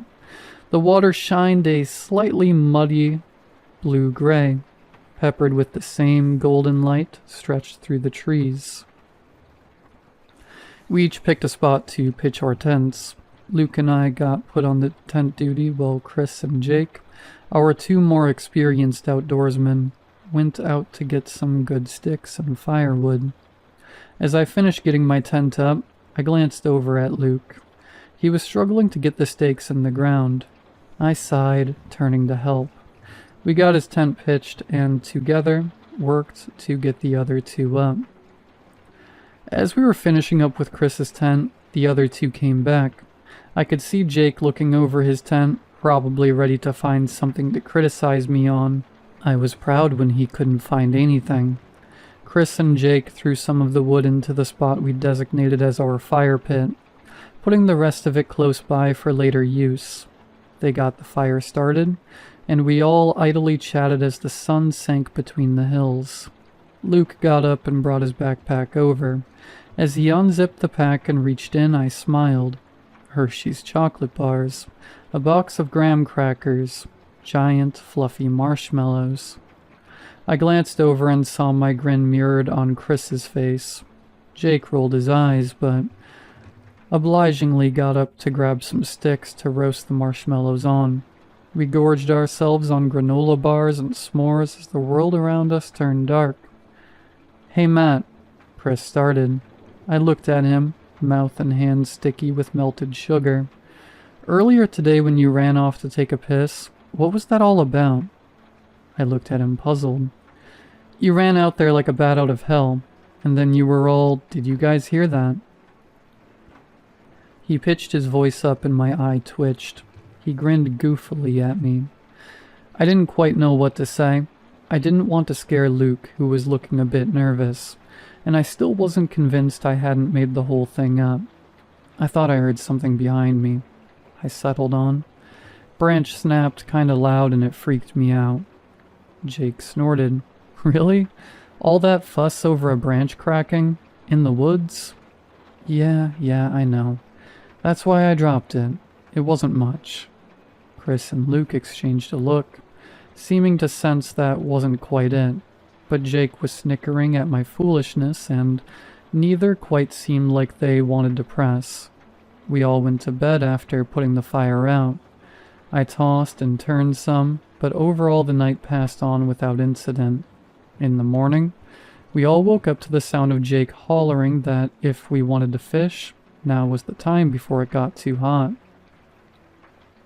The lake was a blast. We sat around fishing for a while, chatting as the sun rose up in the sky. The fish were particularly hesitant to bite, but as Chris launched into a story, I found myself having a good time anyways. We scrambled some eggs we'd brought along in Jake's fancy cooler over the fire when we got too hungry. I considered asking him if bringing food in was cheating, but it wasn't worth the fight. At about noon, we started swimming. The water was nice and warm from the summer heat, and I spent a good chunk of time just floating and soaking up the sun. That, of course, was ruined when Luke snuck up on me underwater and grabbed me around the gut, flipping me over and giving me a nose full of lake water. We splashed around for a good long while. The thing that drove us back to the shore was our crumbling stomachs. Luke and I were chatting excitedly about finding some good sticks for roasting the hot dogs we'd brought along when I ran straight into Chris's back.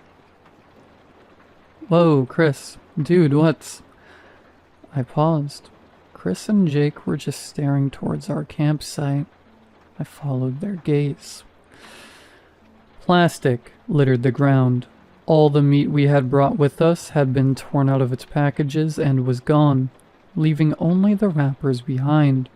Luke's tent, which had the marshmallows and chocolate, had its flap shredded. The flap was still zipped up closed, but the middle was gaping like an open wound. My blood ran cold. Luke had caught up and was looking as nervous as me. Even Jake looked shaken. "I mean, we are in bear territory." I tried to reason. "Guess we should have locked down the food a bit better." Jake looked pissed. "You think I didn't plan for that? No bear is getting into these containers. I don't even know why they would. The meat's all packaged." "They say bears are pretty smart. Maybe they..." Luke tried. "That cooler had a lock on it. No bear could undo. It'd have to bust the damn thing open." Silence weighed heavily on us as we looked at the cooler. The nice, shiny, pristine cooler. "Maybe we should head back. I mean, we don't have any food left," Luke suggested nervously. I looked up at the sky. The sun was still relatively high, but it was rapidly sinking down. It'd be dark by the time we made it back to our cars. Then I looked over at Luke's tent. I stared at the shredded door, the carefully opened backpack. What was worse? Risking getting lost in the woods or risking staying? That wasn't a real choice and I knew it. Let's get our stuff packed up and let's go. We have our heavy-duty flashlights, I said. Chris and Luke didn't need any convincing. They hustled to get their tents taken down and their stuff ready. Jake looked hesitant. I don't think leaving now is a good idea. He checked his watch. Already 5:30. By the time we get back, it'll be dark, I know. I agreed. But it's either that or staying here for another night. He huffed and started getting his stuff together. My tent came down easy enough, and I had all my stuff packed quick. When I shrugged on my pack and turned to the other guys, I could see Jake stomping out the fire embers and grabbing his compass. Everyone got their lights? He said, bad mood evident. Chris and Luke nodded, although Luke looked vaguely ill at the thought of navigating by flashlight. I wasn't faring much better. We all started back the way we came in. Jake took the lead, following the trail markers. Luke followed close behind him. Chris and I took up the rear, keeping pace beside one another. You think it was a bear? He asked. I shrugged. Don't know. Never actually had an encounter with one. I have, he said. Dad and I went camping when I was a kid. Family next to us on the grounds didn't properly store up their trash. You saw it? Sure did. Black bear. Ugly thing. Spawned a whole lecture from my dad about how to properly store food and trash so you don't attract them. He paused. Not gonna lie to you, Matt. I don't think this was a bear. I waited for him to elaborate, but he just looked at the cooler Jake was carrying.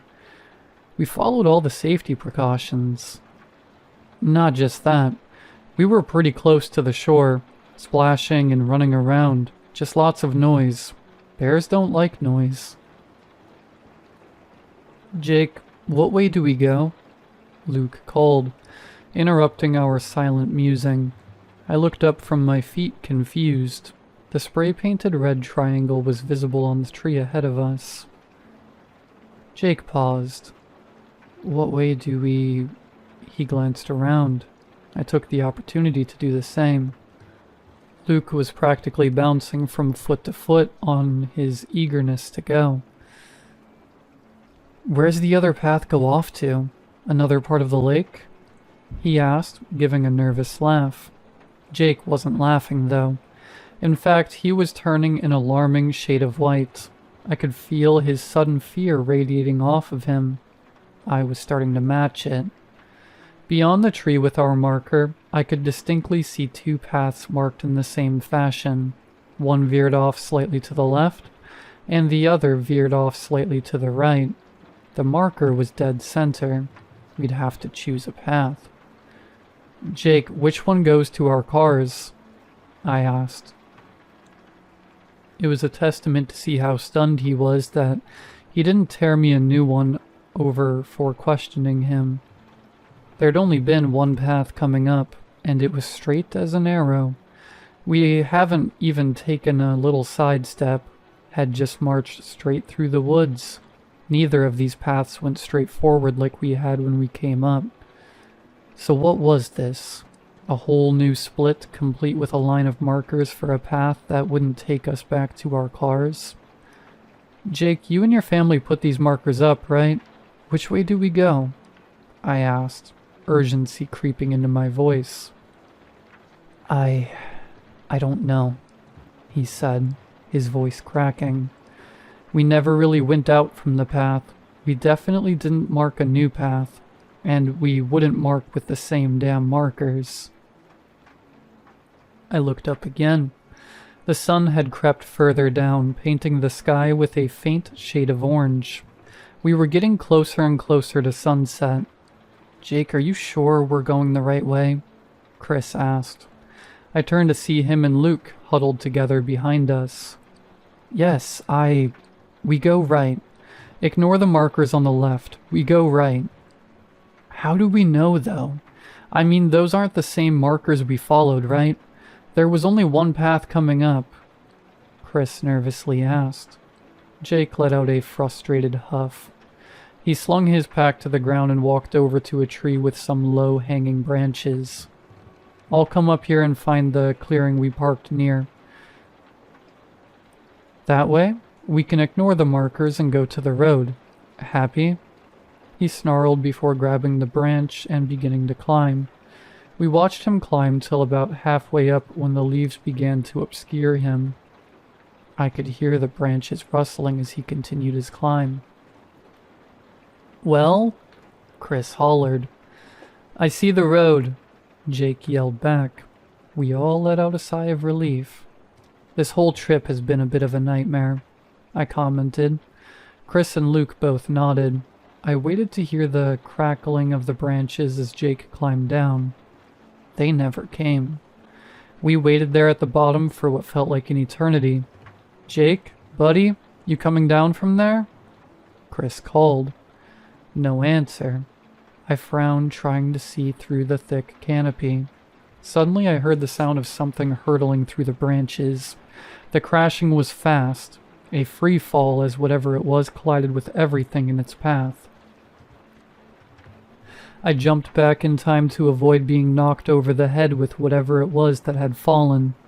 I looked down.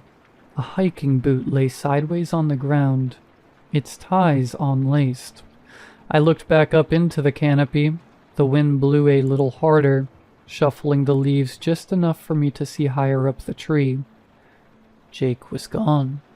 I blinked once, twice before turning back to the others. Chris and Luke both were staring at the shoe. Luke had Chris's arm in a vice grip, his breathing beginning to speed up in a telltale sign of panic. Chris looked back up. Jake, where the hell are you? This ain't funny. Still silent. We waited 5 minutes, then 10. The only noise around us was the wind rustling through the leaves and the sound of Luke getting more and more antsy. When 15 had passed, I turned to Chris. Left or right? He looked at me startled. What path? Left or right?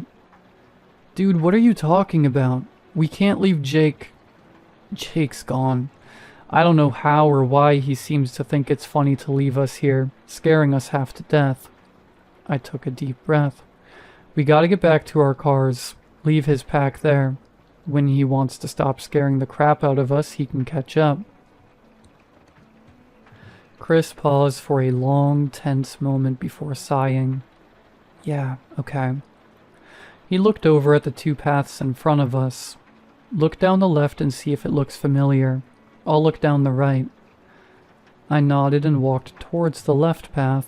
Chris and Luke began towards the right, looking down it to try and find some indication that was the right path. I walked to the first marker on the left. I couldn't understand why there were suddenly two paths. It didn't make any... I stilled. In front of me, a line of wet red had dripped down from the triangle. I watched it gleam, wet, in the setting sun. This marker was new, and now that I was closer to it, I could smell the tang of copper. My heart seized in my chest as I quickly cut across the paths to Chris and Luke, who were discussing their trail. They turned to me as I approached. I think this might be it. Both sides of the tree are marked the same way it was when we... It's this one, the other. I sucked in a ragged breath. The other one's fresh. Fresh? The hell you mean? Chris started. I cut him off. It wasn't paint. The red is wet. It's fresh. Someone painted a new path with the same marker? That's so messed up. Why the hell would... Chris, it's not paint. Luke, who had been watching the exchange, cut in. What do you mean it's not paint? What else would it... I could see the moment it clicked for him. Chris, too, tensed in realization. "Is this some kind of joke? You and Jake?" he asked, voice dangerously low. I whirled on him, almost hissing in rage. "You think I'd plan something like this? With him, of all people? The guy can't even look at me without a comment on how crap I am at everything. The only reason he even lowered himself enough to pass me an invite is because he knew the two of you would want me to come along. And you think of what? Plan some scary haunted trail?" Even as I said it, I knew he didn't. Neither of them did. They both just wanted some rational explanation for all of this. I pushed past Chris to check the trail marker. I got close and checked it. My heart about stopped. It was wet. I turned back towards the clearing we were in before, charging across towards the markers we had been following. Wet, wet, wet. All tinged with a coppery smell we'd been marching by too quickly to notice. I turned back towards Chris and Luke, and saw Chris was right behind me. "They're all wet?" he asked, wrinkling his nose as the smell hit him. We shared a glance, looking at the triangle nearest to us. "Now what?" I couldn't help but wonder. Here we were, in a rapidly darkening forest, lost without anyone who was even slightly familiar with the area.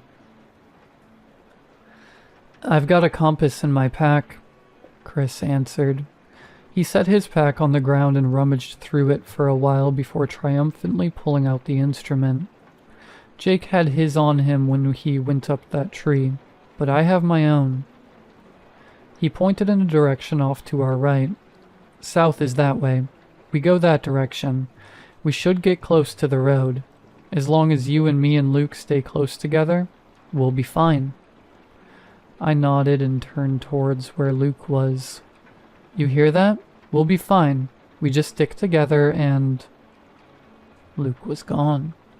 Nausea slammed into me, turning my limbs into goo. Chris wildly looked around, calling for Luke. I grabbed into his sleeve, terrified. "Chris," I said, keeping my voice low. He stopped his frantic yelling and looked at me. "Chris, we need to get to the road and get back to our cars." "Matt, we can't just leave Luke here. Jake knows this place, but Luke..." "Chris, we get to the car and we go somewhere with signal and call the cops. They can come out here with dogs and search and rescue teams. But for right now, we have to go." I could see him internally fighting a battle, but in the end he nodded. I kept a hold of his sleeve as he led us south. The woods finally got dark enough that I grabbed the flashlight with my free hand. Chris went to grab his too, but I stopped him. "I've got the light. You keep leading us straight." He didn't fight me. He just nodded and continued leading us. Finally, I could see something between the trees. The road. I could hear Chris give a little sigh of relief, and we both started walking a little faster. "Where's the other path go off to? Another part of the lake?" A voice called behind us. We stopped. Dread crawled up my spine as Luke's voice washed over me. Chris was about to turn and call when I let go of his arm and covered his mouth. He looked at me angry when the voice came again. "Jake, what way do we go?" I felt a whimper crawl up my throat. I met Chris's eyes and jerked my head in the direction of the road. He nodded. We crept forward, taking care to keep our steps as light as possible. Behind us, sounding like he was wandering the forest, Luke's voice continued. The nausea increased tenfold as I realized it was just repetitions of things he had said earlier. The road ahead of us was clearer than ever, and as if heaven itself was lighting the way, it was lit in a soft golden glow. Chris broke free of my grasp and ran forward.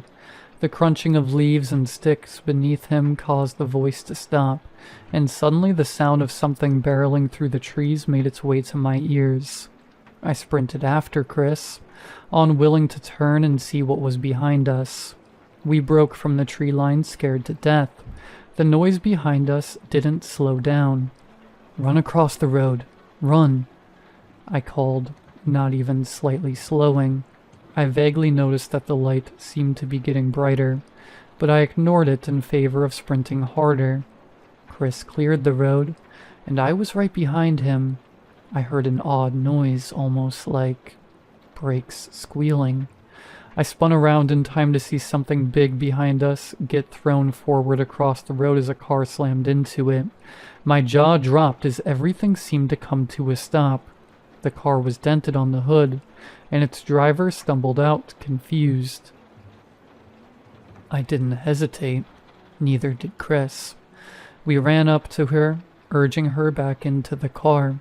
I think she caught sight of what it was she hit, because she just faintly told us to get in the back. We clambered in as she put the car in reverse and turned the car around.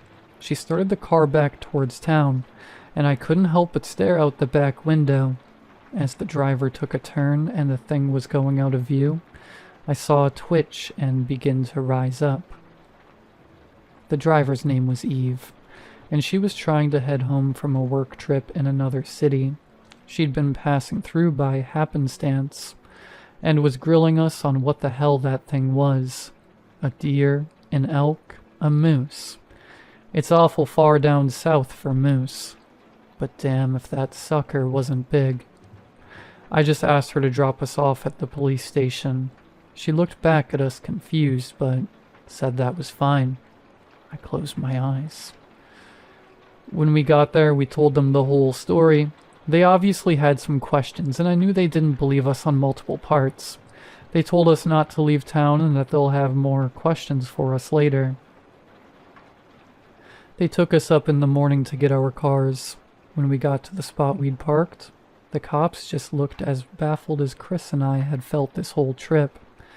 Every window of all 4 cars was shattered.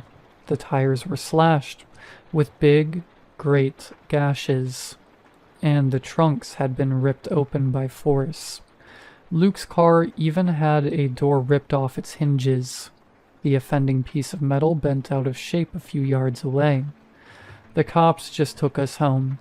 They never found Jake or Luke. Chris and I still keep in touch every now and again. I think that trip put a strain on our friendship. Eve and I, meanwhile, we got a whole lot closer. So close, in fact, she's right here beside me as I type this. I don't know what's prompting me to recall this. Maybe some form of exposure therapy, or a way to get it off my chest. I'm not sure. All I know is that I'm never going camping again.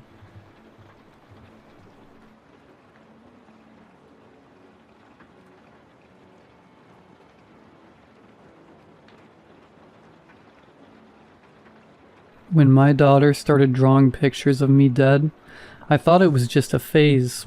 Kids are weird, right? The first drawing showed up on the fridge a few weeks ago.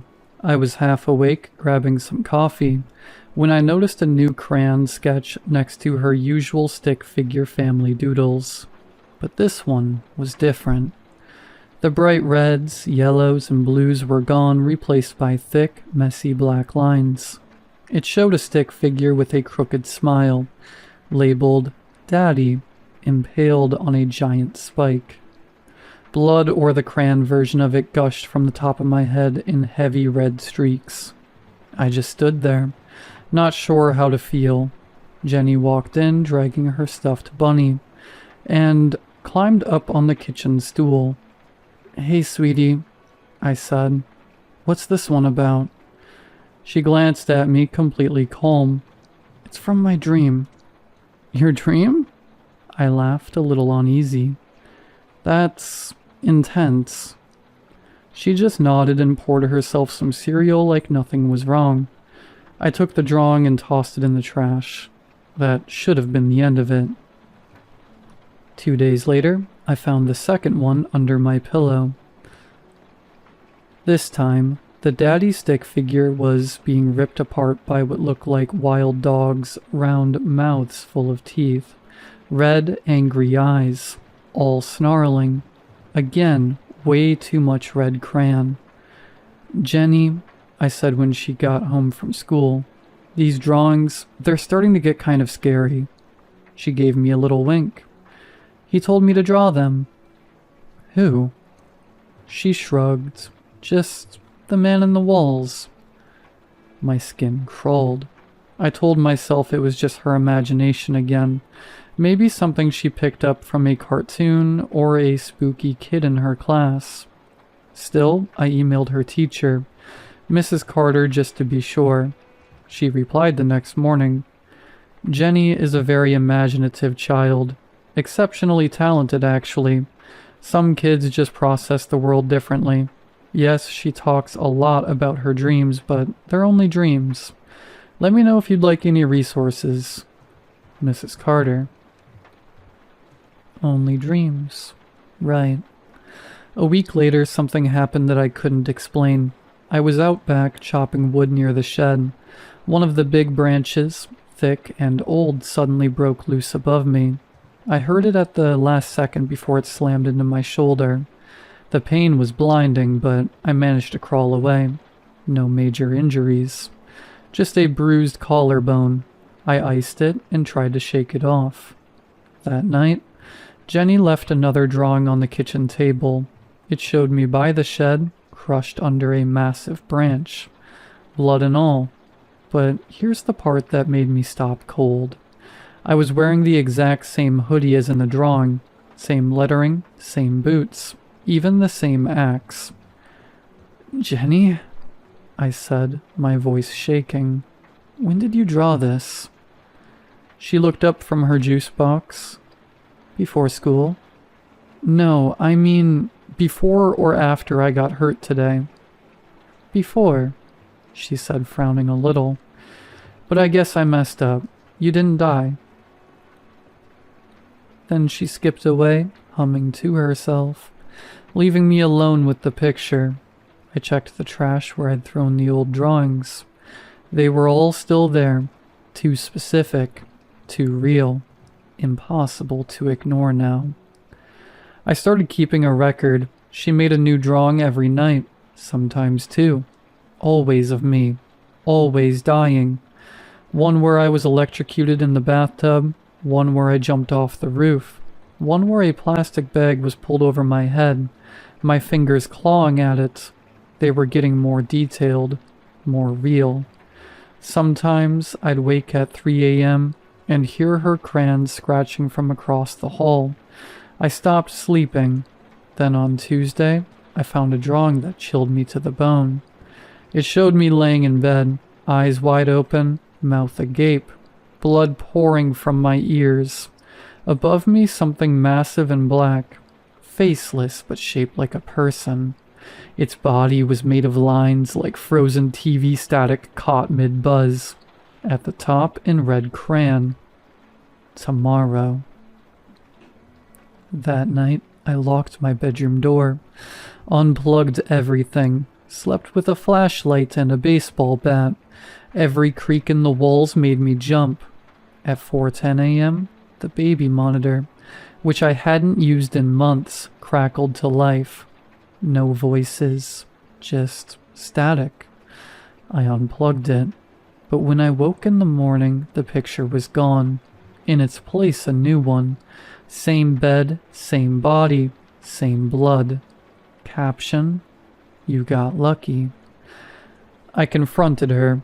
I know she's only 6. I know she's just a child, but I was falling apart. "What is this, Jenny? Tell me the truth." She looked up, and for the first time, her eyes filled with tears. "He says I have to." "Who?" "The man in the wall. He talks on the radio. He tells me how you're going to die. He says if I don't draw it, then it really happens." I was shaking. "This isn't real. This is your imagination, sweetheart." "No," she whispered. "Mommy didn't believe me either." I froze. "What do you mean?" "She told me to stop drawing her. Said it was scary, so I stopped." Her voice dropped lower. "Then she died." I couldn't breathe. My wife, Evelyn, passed 6 months ago. Sudden aneurysm. No warning. Jenny had been home. She was the one who found her. I thought she'd blocked it out. Maybe she hadn't. Or maybe. I ran to the attic and pulled out her old sketchbooks, the ones we hadn't touched since the funeral. Buried deep between crayon scribbles was a single page. Mom lying in a hospital bed, bruised eyes, blood dripping from her nose, and behind her that same faceless, static man figure, dated 2 days before she died. That night, I tore every drawing off the walls, burned the sketchbooks in the fireplace. Jenny watched from the stairs, silent. "I'm sorry," she whispered, "but he's still here." We're in a diner now, holed up at a corner table with 2 backpacks and nothing else. She's sleeping beside me, clutching her bunny. And I'm writing this because I don't know what else to do. Maybe if someone reads it, they'll believe me. Maybe they'll find a way to stop it. The last drawing, it's still in the pocket of my coat. I haven't looked at it since we ran. I'm unfolding it now. It's not what I expected. It's me sitting at a table, writing. Jenny asleep beside me. And behind us, outside the window, is the Static Man. His face pressed against the glass, arms wide open, waiting. Written above in perfect red crayon letters. You can't run. I didn't want to believe it, but that's when it hit me. I'm running from something I can't escape. I don't know what will happen next. I don't care. I'll keep running until whatever's coming finally catches me.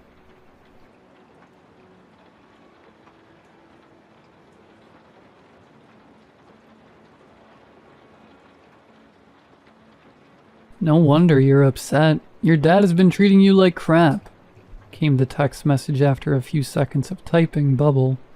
I physically jumped a little from my chair. Yes, finally. Finally someone who gets me. I felt heard when I was with Gorilla_123.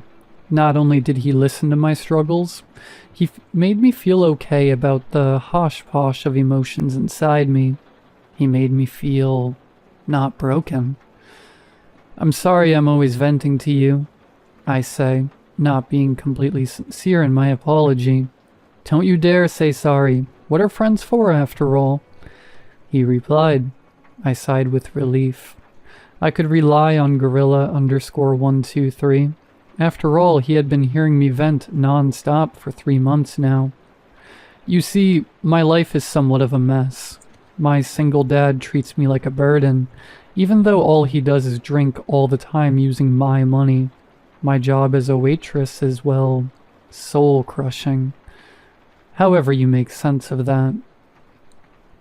I don't really have a social life, and my only friend seems to be an internet Discord friend that goes by the name of Gorilla_123. Gorilla_123 has always been nice to me, which is why his next message made me freeze in my chair. You should die, came the message after the notification beep. Did he actually just say that? He can't. This has to be some sort of misunderstanding.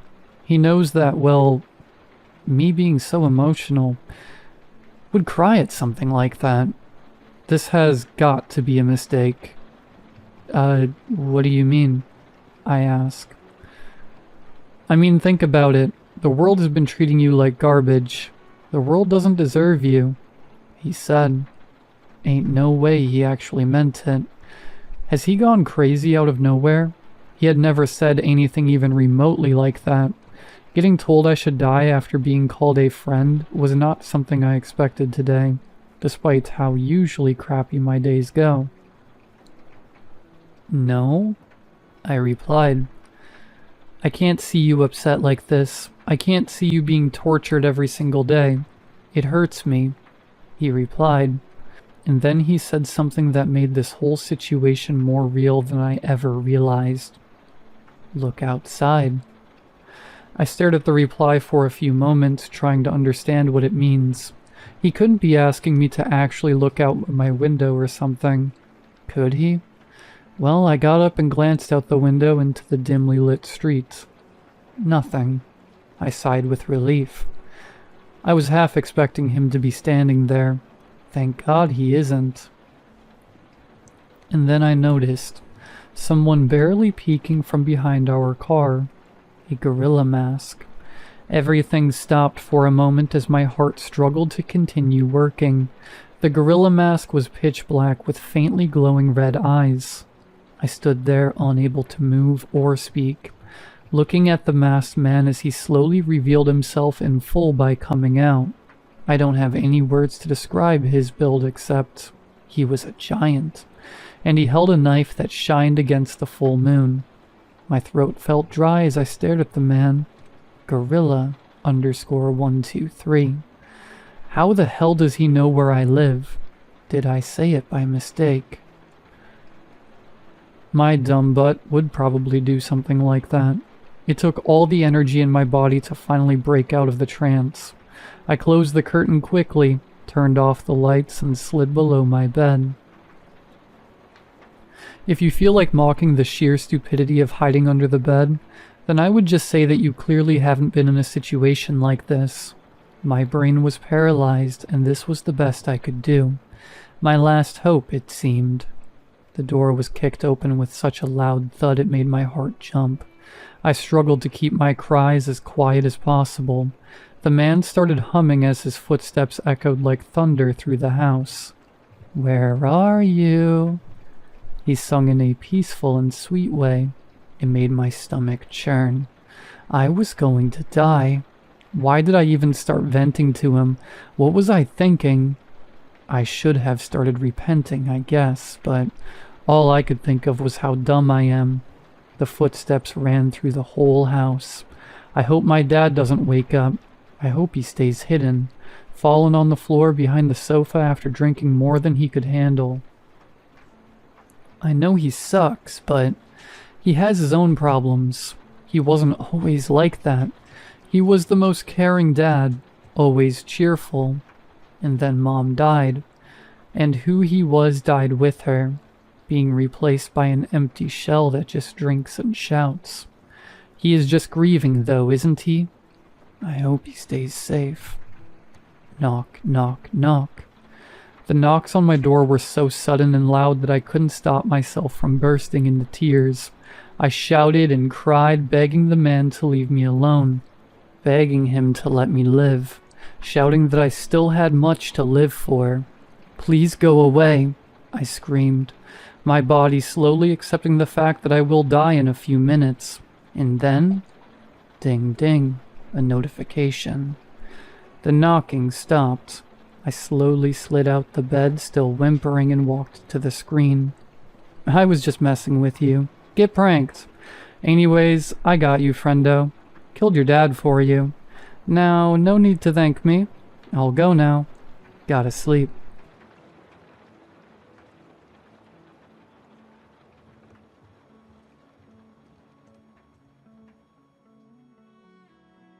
Hey everyone, and welcome to another video.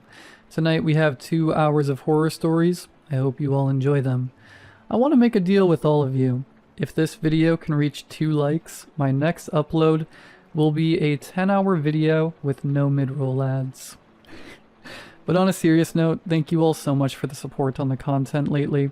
The channel is growing again for the first time in like 2 years, and I am shocked. I'm really excited about it. I sat down to record this video, and I don't think I've been this excited to sit down and record in a very long time. So I just wanted to say to all of the new people showing up, all the people that have always been here, I just wanted to say thank you. Anyways, sit back, do whatever it is that you do to relax, enjoy this no ad content, except for the ad right after this intro. And as always, I hope you all have a great night.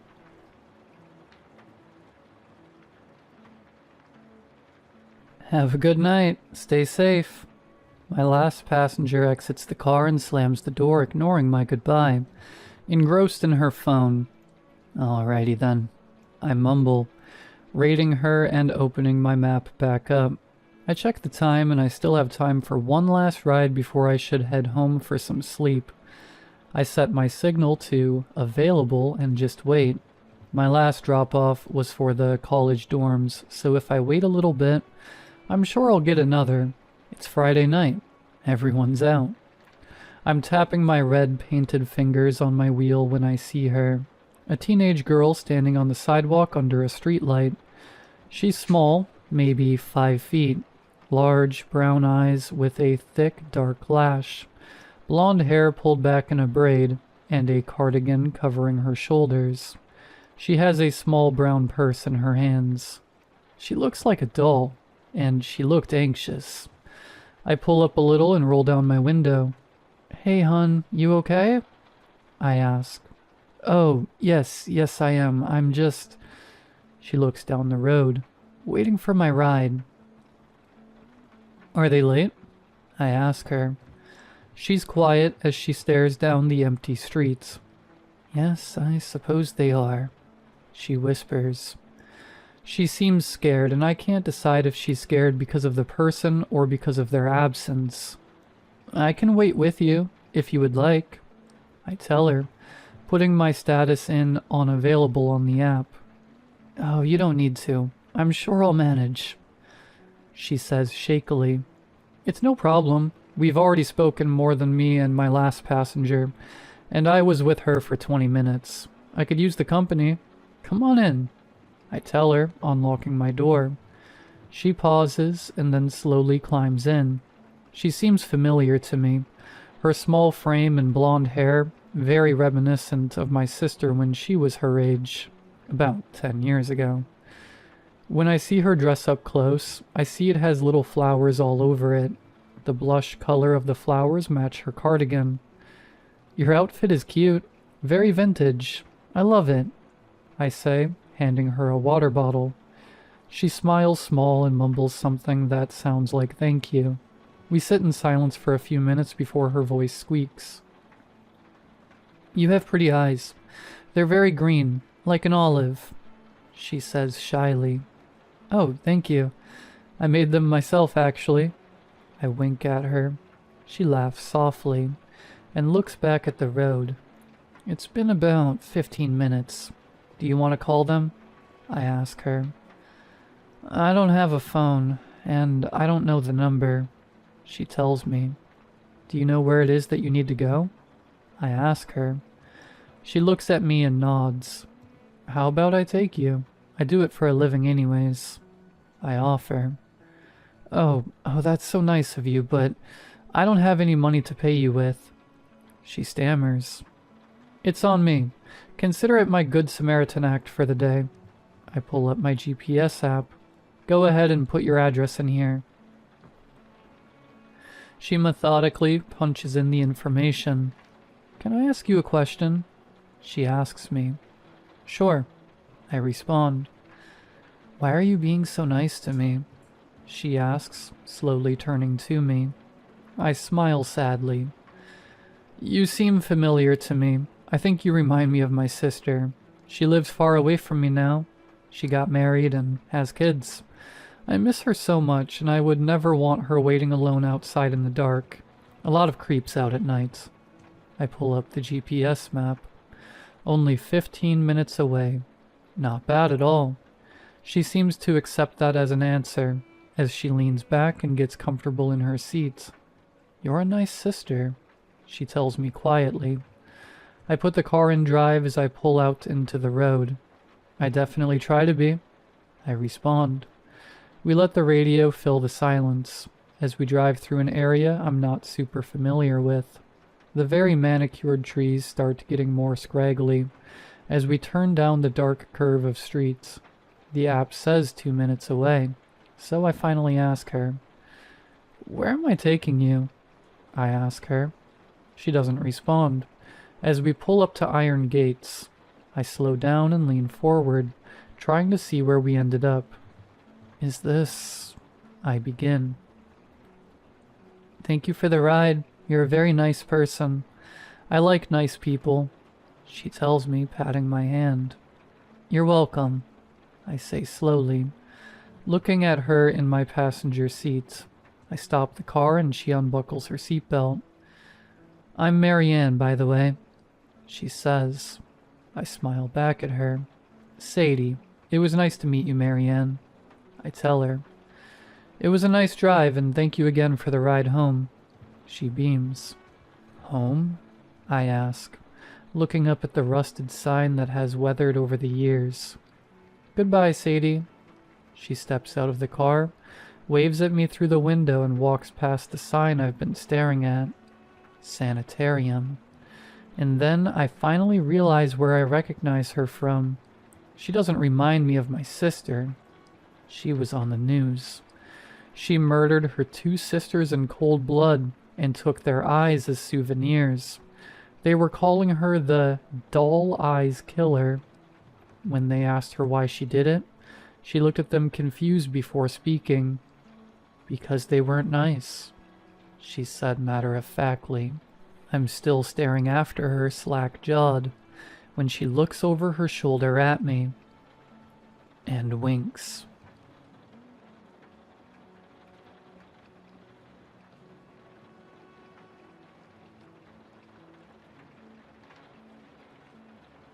I don't know what I'm doing posting this to a internet forum, but I need to get it out somehow. Maybe writing it all down and posting it online will help. I doubt it, but it's worth a shot. Here goes nothing. My name's Daniel Mathis. I used to be a detective, but I retired 2 months back. Well, maybe retired isn't the right word. Forced to quit is more like it. Either way, I'm not on the force anymore. That's enough about me, though. If I'm going to tell this story properly, then I need to start at the beginning. The very beginning. It started 20 years ago. A child went missing. A little boy, only 10 years old. His name was Johnny. I'd worked on a few missing person cases before, but this one was different. Johnny was walking back from school with some of his friends. It was getting dark, so he decided to take a shortcut through the woods. His friends were too scared to follow, so Johnny went alone. Needless to say, he never made it home. His parents reported him missing a few hours later. We searched the area for 2 days. We questioned every sex offender in a 15-mile radius. Hell, we combed through every inch of that forest, but we never found him. Whoever took Johnny was smart about how they did it. They know how to cover their tracks. It was almost like the kid vanished into thin air. Flash forward a month to mid-January, and I'm knocking on his parents' front door. It was snowing that day. I remember Paul, the kid's father, answered the door. He looked tired, as if he hadn't slept in weeks. Despite this, he still made an effort to be polite. He gave me a weary smile and shook my hand. Detective Mathis, come in, he said. My wife's in the living room. His wife, Erin, was sitting with her back to me, staring at the TV. On the screen was a recording of Johnny, taken a couple months before he disappeared. It was grainy and blurry, the way home videos are. He had bright orange hair, freckles, and green eyes, just like his mother. In the video, he was dressed in a puffy jacket and playing around in a pile of leaves. It must have been taken in their front yard. "Mommy, Mommy, watch this!" he yelled, getting a running start before leaping headfirst into the pile of leaves.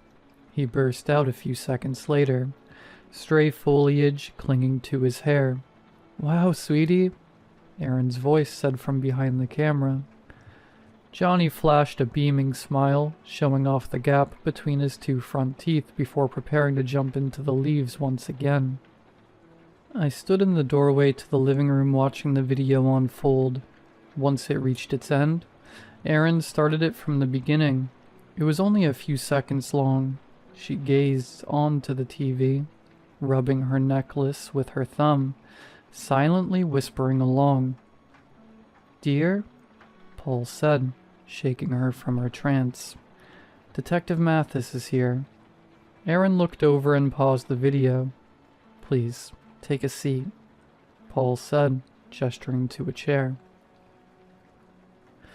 Both he and Aaron sat on the couch across from me, his hand holding hers as I started to speak. "Mr. and Mrs. McLean, I'm sorry, but I'm afraid that it is not good news. We have to call off the search for Johnny." Aaron broke down immediately, sobbing into her hands. Paul squeezed his eyes shut, trying to stop himself from doing the same. To be honest, I felt like crying as well. I fought to keep it going for as long as I possibly could, but, well, Johnny's been missing for a month now.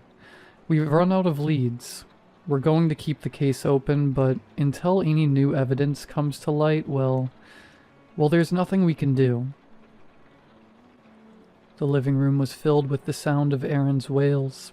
Paul tried his best to comfort her, but he was barely keeping it together himself.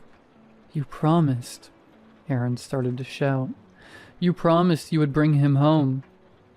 "Mrs. McLean, Why can't you bring him home?" she screamed. She rose to her feet and stormed upstairs, leaving Paul and I alone in the living room. "I'm sorry, I really am," I muttered, unable to look him in the eye. Paul wiped the tears away from his face before rising to his feet. "I think you should leave." I looked up at him, opening my mouth to say something, but no words came out. I simply nodded my head and rose to my feet. Paul was barely fighting back his tears as I left. As soon as I shut the door behind me, I could hear him break down and start to sob. Paul and Aaron both died 15 years later. Paul started drinking and never stopped. Aaron drove her car off a bridge in the middle of the night and drowned. I don't think they ever forgave me. Not really. To them, I was always the detective that failed to bring their child home. It was the 20th anniversary of the kid's disappearance, December 5th, when I came home to a letter. It had no return address or any distinguishing features. It was just a plain white envelope. There was no way it could have been delivered by a mailman. Someone dropped it off personally. I still have it somewhere, but I don't need to read it again to remember what it said.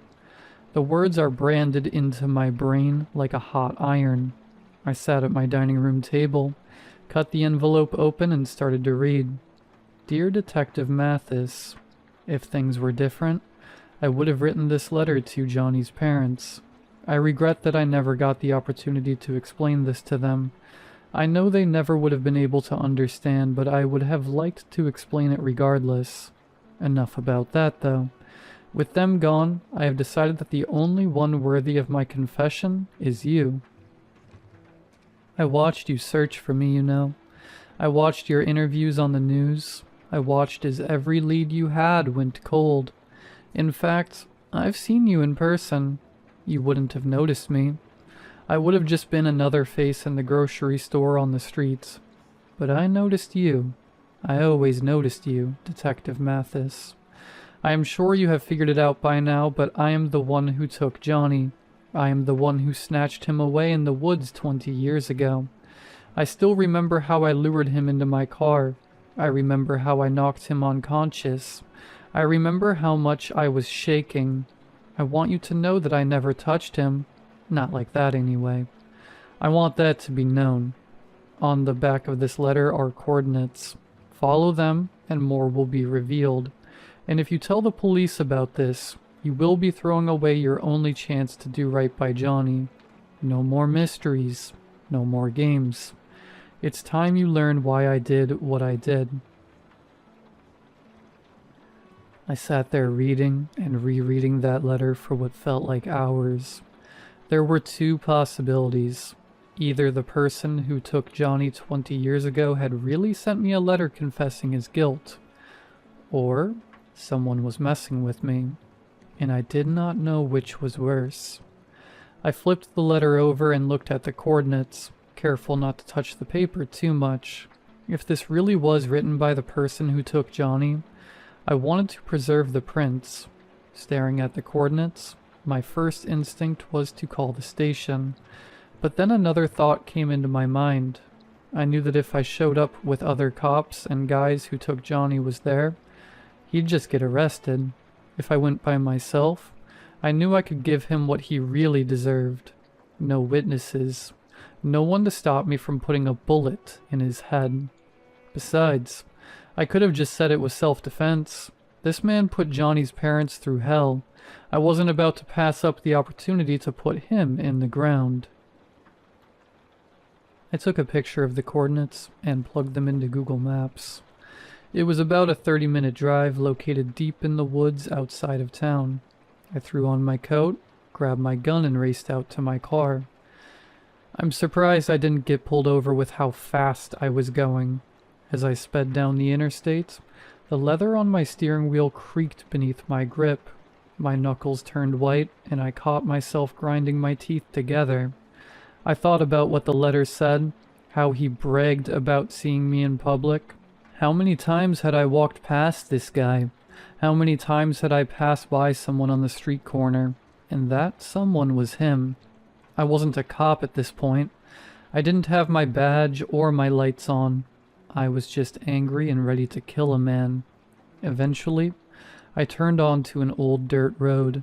I followed the directions until I came upon a trail into the woods. Parking the car, I grabbed the flashlight from my glove box and stepped out. It was twilight, and the forest was quiet, blanketed beneath a thick layer of snow. Not even the birds were making a sound. It was the kind of silence you only find in the dead of winter. As I trudged through the woods, I only became more furious. I imagined what it must have been like when Johnny was brought here. A million questions raced through my mind. Was he unconscious as he was dragged through the snow? Was he even alive?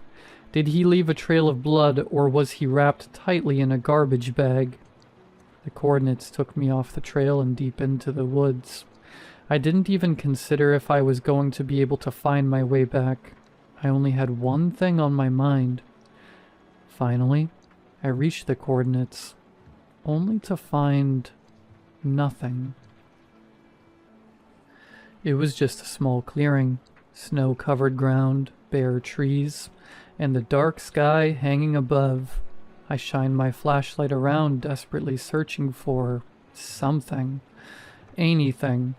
I double-checked my phone to make sure I was at the right spot. I was. Stumbling over to a dead log laying up against a small hill, I sat down. I buried my face in my hands and wiped away a few tears as my breath disappeared into clouds of vapor. The snow came up to my ankles, and the cold seeped through my boots. I slammed my fist down into the decaying wood. I did it again, then again. I shot to my feet and spun around, screaming into the empty forest as I furiously stomped down on the log. The dry wood splintered and cracked beneath my boot as I yelled every profanity I could think of. After what must have been my 10th kick, my foot broke through the hollow log and slammed into something behind it, something metal. I stumbled back, my foot throbbing in pain, shining my light through the newly formed hole in the log. I saw a rusted metal surface hiding beneath it. I frantically rolled the log aside, the wood breaking apart as I revealed what was underneath. Brushing the snow aside, I realized that what I was staring at was the entrance to a bunker. My breathing was heavy as I tugged on the latch. To my surprise, it was unlocked. The heavy door groaned as I swung it open. I was greeted with stone steps leading down into the dark. Shining my light, I saw just how deep this bunker was. It must have gone down 10 or 15 feet before the steps finally stopped and gave way to an unlit hallway. Drawing my gun, I took a deep breath and started down the steps. Leaving a trail of snow and mud behind me, I reached the bottom of the stairs and shined my light down the hallway. At the end of the hall was a large metal door. My own breath was deafening as I approached.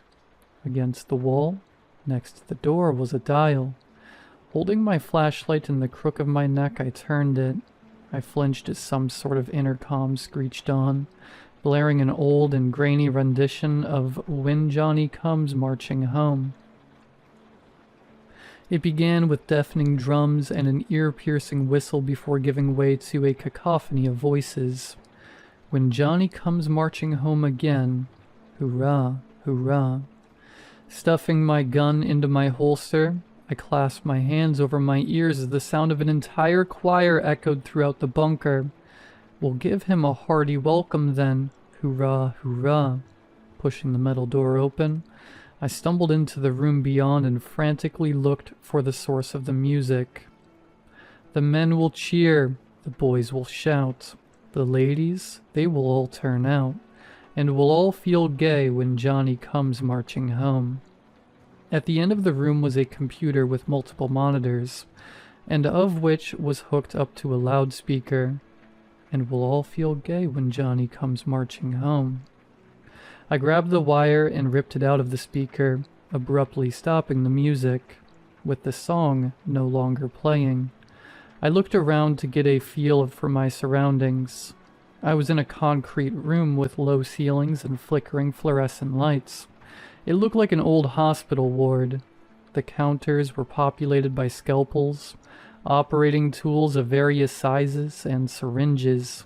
In the center of the room was an operating table adorned with leather straps.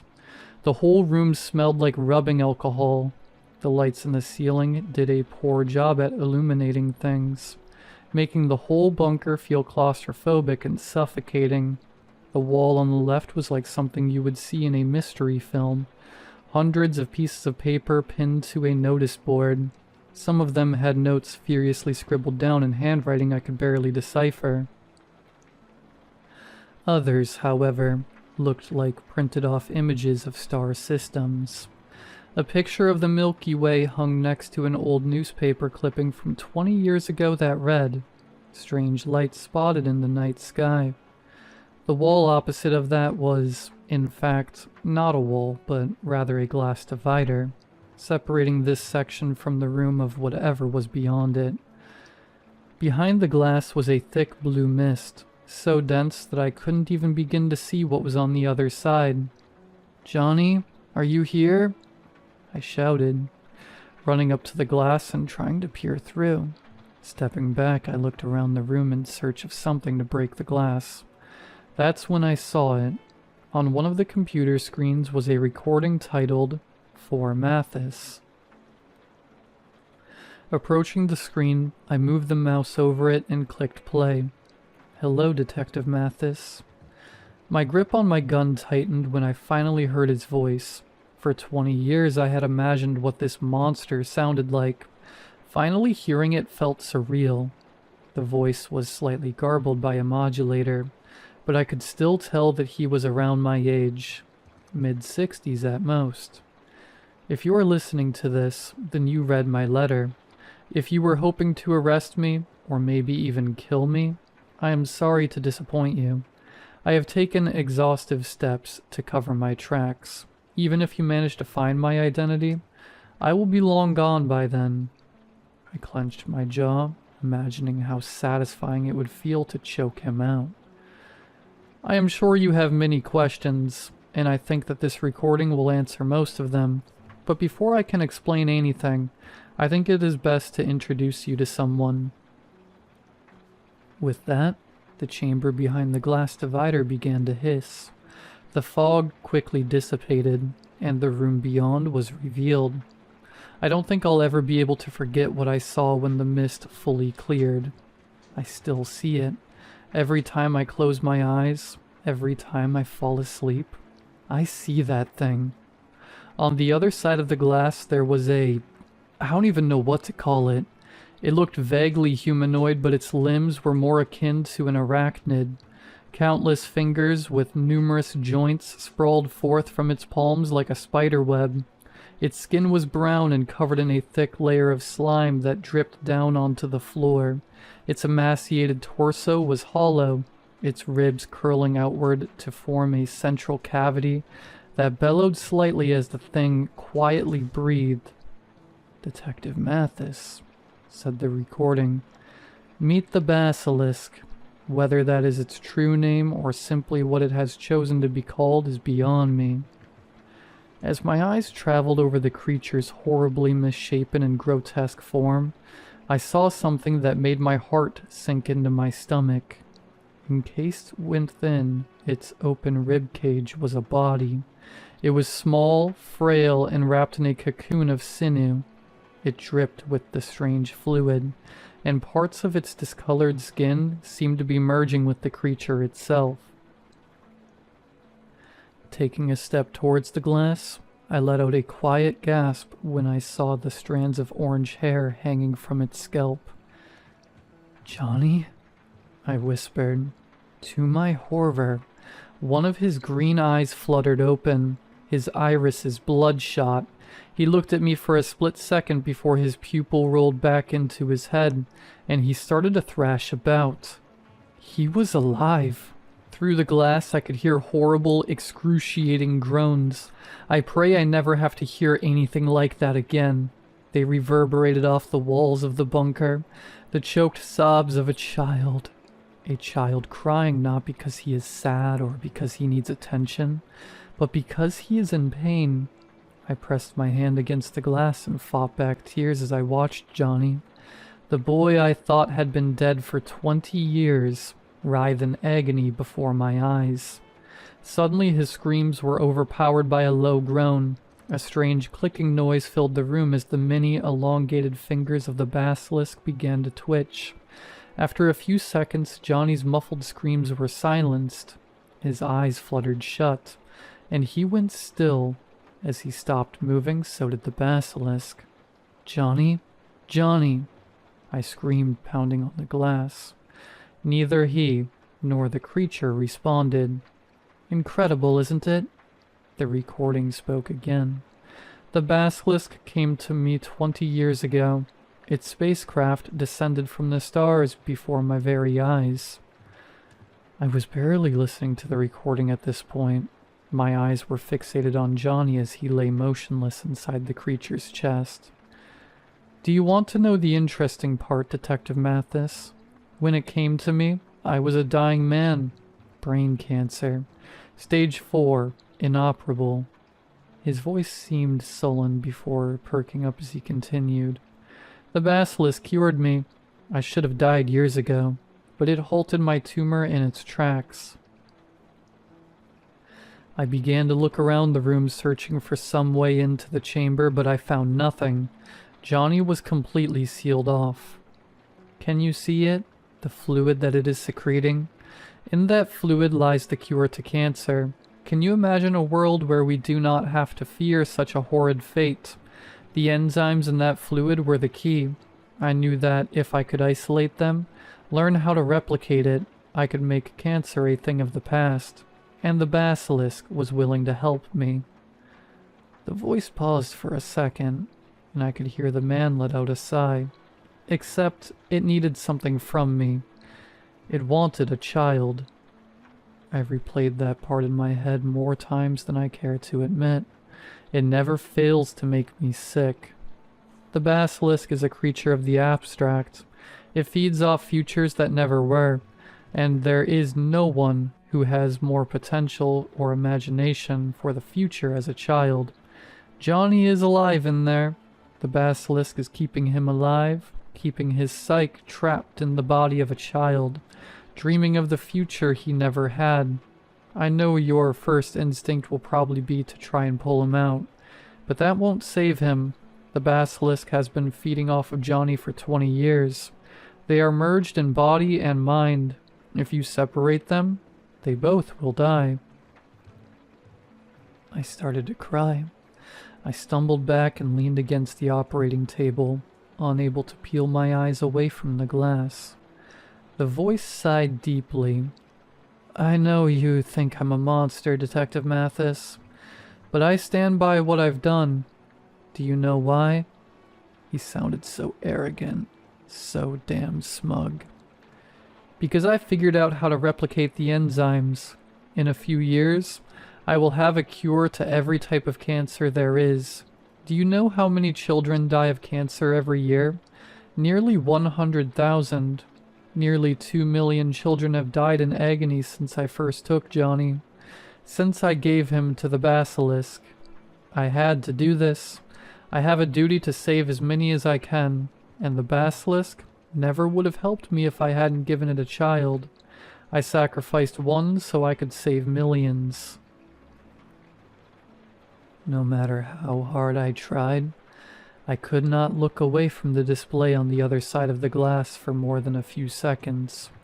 The otherworldly, incomprehensibly twisted form of the basilisk, Johnny's nearly unrecognizable body trapped within.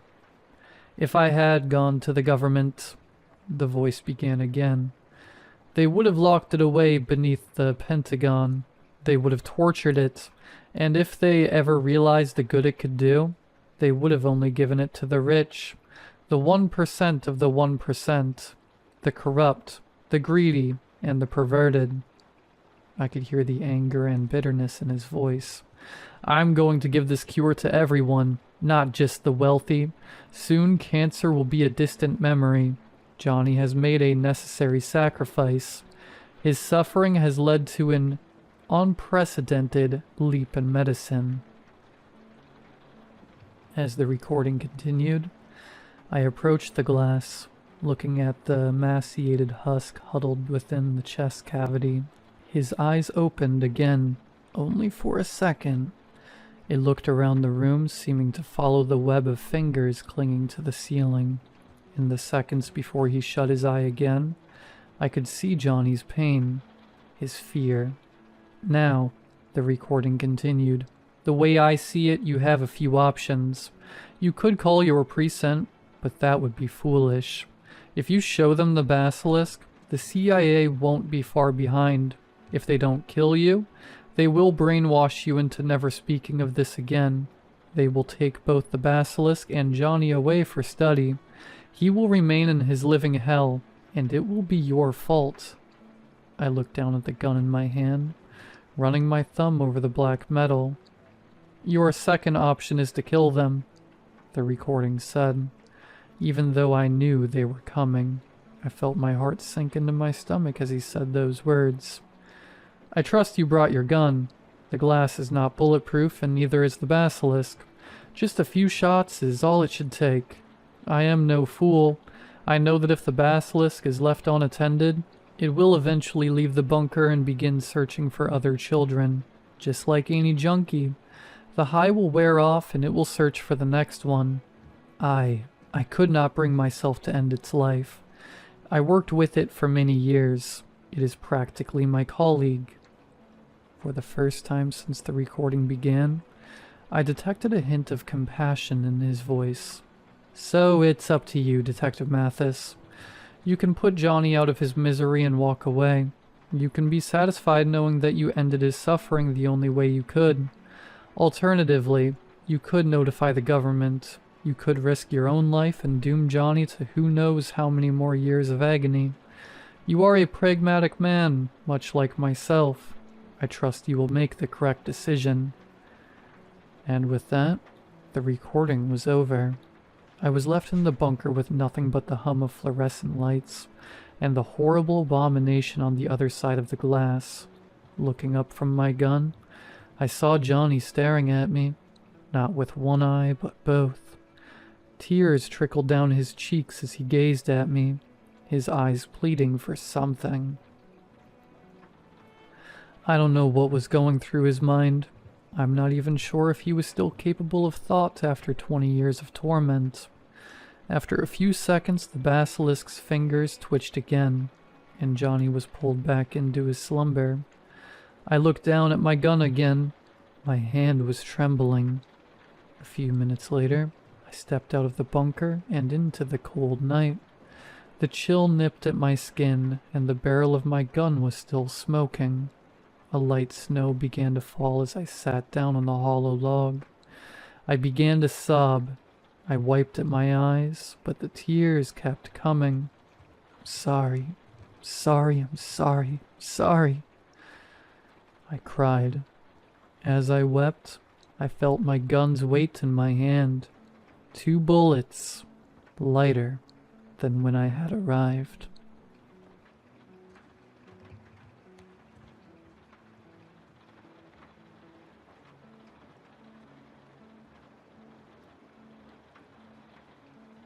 For the first time in my life, I was finally happy. Well, I was until this week when the phone rang for the first time. I was asleep next to my boyfriend. Let's call him Ryan. Ryan was the sweetest and most caring man in the world. He would do anything for me, and I would do anything for him. But that all changed that night. I woke up to the phone ringing. I was barely awake, and I could only just manage to open my eyes slightly. Through the slight gap, I saw it was 3:17 a.m. Who the hell is calling me at this time of night? It must be something bad, I thought, whilst I reached over for my phone. Ryan hadn't moved. He must have been in a very deep sleep. I picked up the call groggily, said hello. Ryan has a second cell phone. It's hidden above the shower. Move the loose ceiling tile. You'll find it there. The voice was quiet, almost a whisper, but it had a raspy quality to it. It certainly wasn't a voice of someone I knew, but I thought it must be a prank. However, before I could even respond, the anonymous caller cut the line dead. I sat there for a few moments thinking this must be some kind of joke, but it wasn't funny. I didn't understand why someone would joke about that. If it was a friend, they know my past. They know I have been cheated on before and it broke me. Some friend they are if this is one of them. I decided I would go check just for my peace of mind. There's no harm in checking, and if there isn't anything there, I could just go back to sleep and forget about the prank until tomorrow. I carefully got out of bed so as to not wake Ryan, and crept over to the bathroom door. I had to stand on the edge of the bath to reach above the shower, but I found a loose tile and moved it. I reached up and felt for something. I didn't find anything at first and felt a sense of relief wash over me. But then as I got around to the part just above my head, I felt a phone. My mind began racing. What was this doing here? Surely Ryan couldn't do this to me. Then my mind went back to the call. How could anyone even know this? Was it a friend of Ryan's he had told about the phone and they were warning me? I stepped down and turned the phone on. Luckily, there was no lock. I swiped it open and went to the messages. There were hundreds of messages dating back to over a year ago with someone called Jasmine. They had even mentioned me in the texts. Carla's at it again. She's always trying to start arguments. Never leaves me alone. One text read, "You need to leave her, babe. I need you. I love you." I couldn't read anymore. Tears began to fill my eyes and I could barely see anything. I was distraught. How could he do something like this to me? I ran to the bedroom, threw the phone at him and started shouting. He had no remorse. He just asked how I knew about the phone. I kicked him out that night and told him to never come back. He took what he could and said he would come back for the rest later. I told him he would never step foot in this house again, and that I would be mailing his stuff to his new address. I called my sister, crying down the phone to her. She said she would come and stay with me a few nights in the guest bedroom. She came over, and we watched a few films, drank some wine, and ordered takeout. It made me feel a bit better, but I was still devastated. I told Lauren that I was going to head up to bed around 11 p.m. I fell asleep quickly, probably the wine's doing. Then again, I was awoken by the sound of my phone ringing on the bedside table. I was still a little drunk and had almost forgotten about the call the previous day. I told Lauren about it, but she was convinced that it was one of Ryan's friends who felt guilty about knowing he was cheating. I picked up the phone and read the time. 3:17 a.m. shown on the screen in big, bold white letters. The same time as yesterday. I started to shake slightly and I could feel my heart beating out of my chest. After what seemed like forever, I finally built up the courage to answer the call. Hello? I said, stammering. For a second the line was silent. Then, in that quiet, raspy voice, the caller said, "He left something behind, under the floorboard, the third one from the wardrobe." The call ended. I called out to Lauren, but there was no answer. She must have fallen asleep on the couch downstairs. I paced around the room for a minute, thinking. I eventually went and got the flathead screwdriver from the bathroom and knelt down in front of the wardrobe and counted until the third floorboard. It came up easier than expected. There was a small bag in there. I grabbed the bag, put the floorboard back, put the screwdriver on the side table, and sat cross-legged on my bed. The bag contained an engagement ring, the one that Ryan had told me he was saving up for, the one he never got to give me. I looked at it in disgust, just thinking about what he had done to me. I was in the middle of cursing him out in my mind when a small USB flash drive fell out of the bag. I hadn't noticed it before. It was one of those mini ones. It read, SanDisk 64 GB. On the side, not that I really knew what that meant. I was curious about what could be on it. I thought it must be videos of him cheating on me with that girl he was texting. I loaded up my laptop and plugged the flash drive in. On it there were folders with multiple girls' names on them. I opened the first one. What I found there horrified me. I can barely even write this without feeling the urge to vomit. It started off with pictures of the girls sleeping. In a few of them he was holding a knife near their necks while they slept. There were hundreds of these photos of multiple different women, but the last photo of each of the folders was the same. The woman was laid naked on the bed with her throat slit, covered in blood. In the corner, Ryan was standing there with a sinister grin on his face, holding the knife. Every single one of these folders were the same, except mine. I felt nauseous. My head was pounding, and I felt like I was about to pass out. The man I loved was some kind of psychotic killer, and he was planning on doing the same to me. There were pictures of me sleeping and him holding the knife near me, just like all the rest of them. I was about to get out of bed and rush downstairs to Lauren, but I was stopped by the sound of my phone ringing. I looked at my phone bewildered. It read 3:17 a.m., and an unknown number was calling me. It made no sense how I checked the time before and it said 3:17 a.m. I answered, still confused, and the same voice spoke to me again. He's here. Ryan is downstairs. He's about to come up. The line cut off and I dropped my phone. I heard the creak of the stairs with each of his footsteps. I panicked, not knowing what to do. I looked around and realized I still had the screwdriver, so I grabbed it and hid behind the door. Ryan crept slowly and opened my door as quietly as he could. As he entered, I drove the screwdriver as hard as I could into his shoulder. He yelped in pain but didn't go down like I thought he would. He grabbed me by the hair and threw me to the floor. I looked at his right hand and saw the long blade that would be the cause of my death. You stupid. Look what you've done. I should have killed you before. Before he could continue on, Lauren had woken up from all the commotion. He had grabbed a knife from the kitchen and ran upstairs.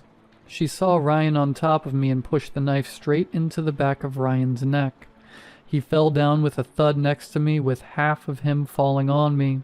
I pushed him off me and leapt up and hugged Lauren, crying with relief. We called the police, and we were both taken to the station where we were told Ryan was dead, and that they would be looking into the women on the flash drive. That is where I am writing this from now. So if you ever get a phone call at 3:17 a.m. from an unknown number, please answer it, and please, for the love of God, do what it says. If I didn't, I would be just another victim on that sick man's flash drive.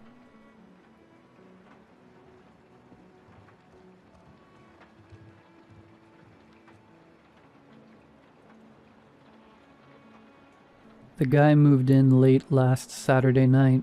I know because I woke up near midnight to him ramming his U-Haul into the dumpster outside my bedroom.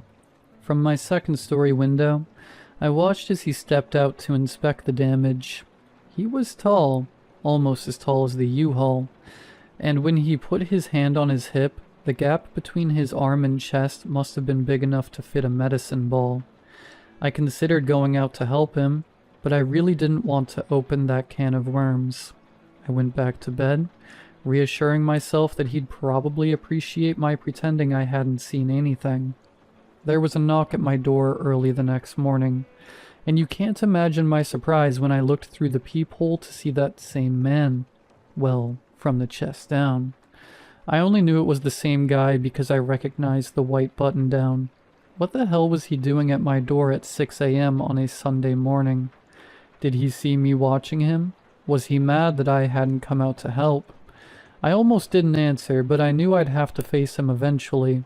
I prepared an excuse before opening the door. He stepped back and released a wide, toothless smile. He looked sick. His skin was gray and his lips were black. He extended his hand and said, "Let's hang out." No emotion, just the bare words. Like Google Translate, except high-pitched and excited. A happy cartoon character. As a 6-foot-tall man, I craned my neck to look up at him.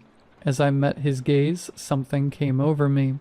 A strange pleasure of familiarity, like I was back at my parents' house and my mom was baking cookies.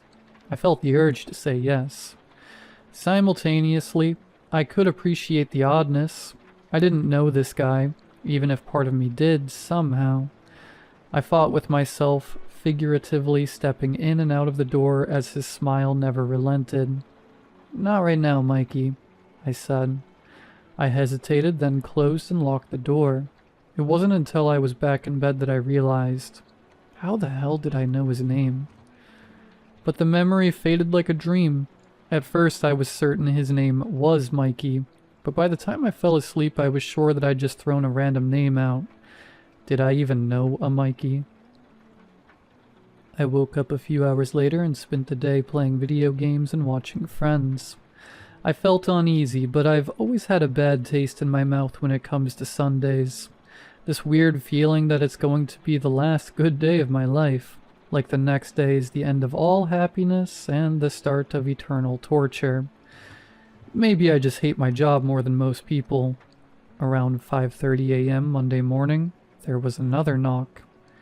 "You gotta be kidding me." "Seriously, dude?" I said as I opened the door. He held both hands out, palms up as if presenting treasure. Atop them was the most beautiful pastry I've ever seen.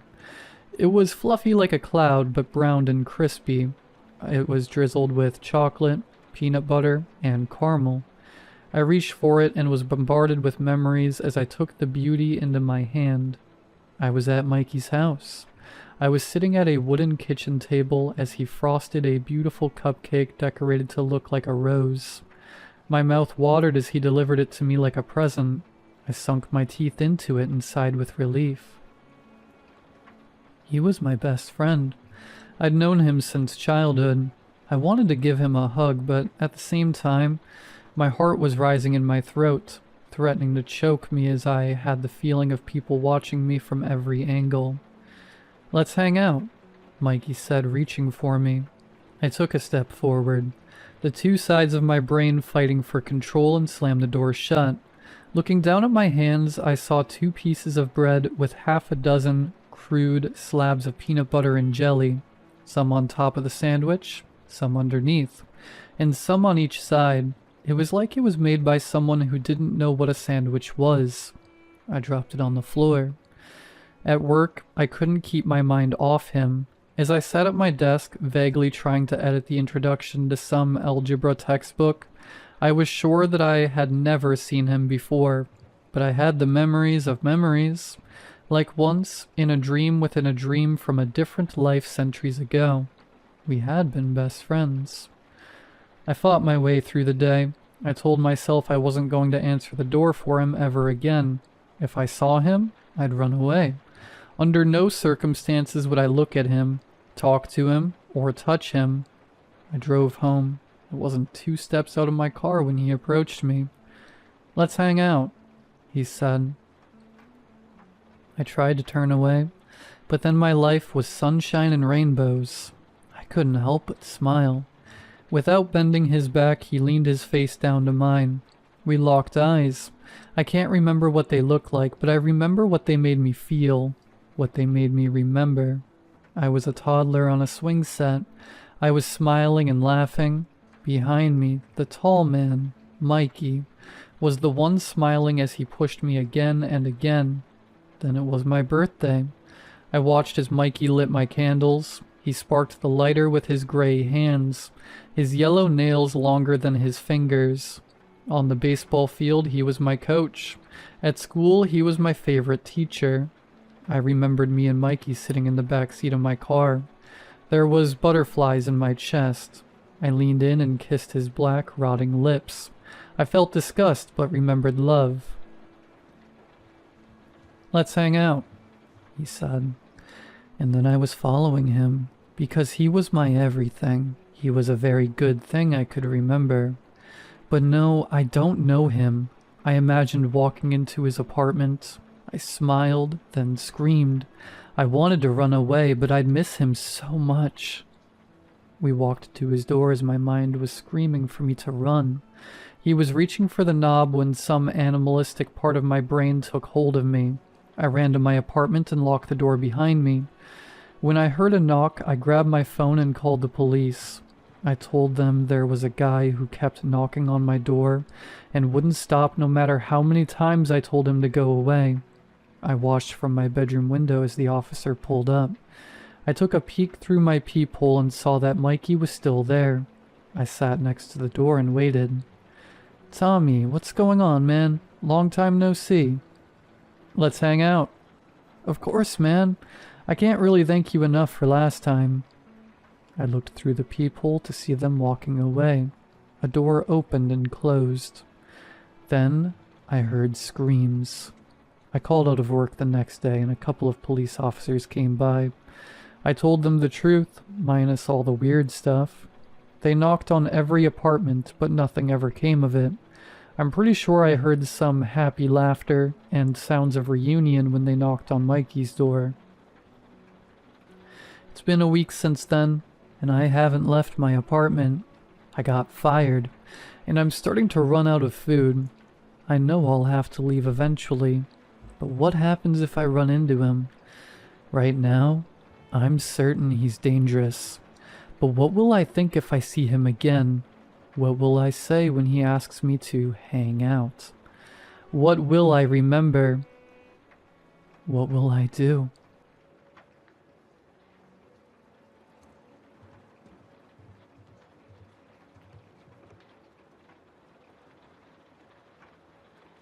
As ridiculous as this may sound, this post might be one of my last chances. I'm sure one of you will comment that this website never actually existed in the first place before I refreshed the page to find an error code and a link to purchase the domain name. But Reddit being willed out of existence is the least of my worries right now. This is Graydon's fault. I hadn't heard from Graydon in 3 months when he showed up at my apartment just last night. He looked terrible. His usually neat brown hair was greasy and unkempt, hanging in stringy clumps around his face. Dark circles rimmed his eyes, and his clothes looked like he'd been sleeping in them for weeks. But what really bothered me was the way he kept glancing over his shoulder, like he expected someone to be following him. "Do you remember me?" he said before I could even invite him inside. I was confused. "Of course I do, Graydon. Where have you been? I've been texting you for months. Your mom said..." "Please." He grabbed my arm, and I could feel his hand shaking. "I can't explain it here. You just have to trust me. There's something I have to show you." We'd been friends since high school, and I'd never seen him like this. Graydon was the type of guy who planned everything 3 weeks in advance, and color-coded his class schedules. Seeing him this frantic and desperate was genuinely unsettling. "Okay," I said, grabbing my jacket as quietly as possible. Emma was already asleep, and I didn't want to wake her. I slipped my engagement ring off my finger and set it on the nightstand. No point risking losing it wherever we were going. Where are we headed? Whitmore Caverns, about an hour north of here. I knew the place. A series of limestone caves that used to offer guided tours until they shut down in the 90s after a couple of accidents. The entrance was still accessible if you knew where to look, but most people stayed away. It wasn't exactly the kind of place you'd expect to visit at 10 p.m. on a Tuesday. The drive was uncomfortable.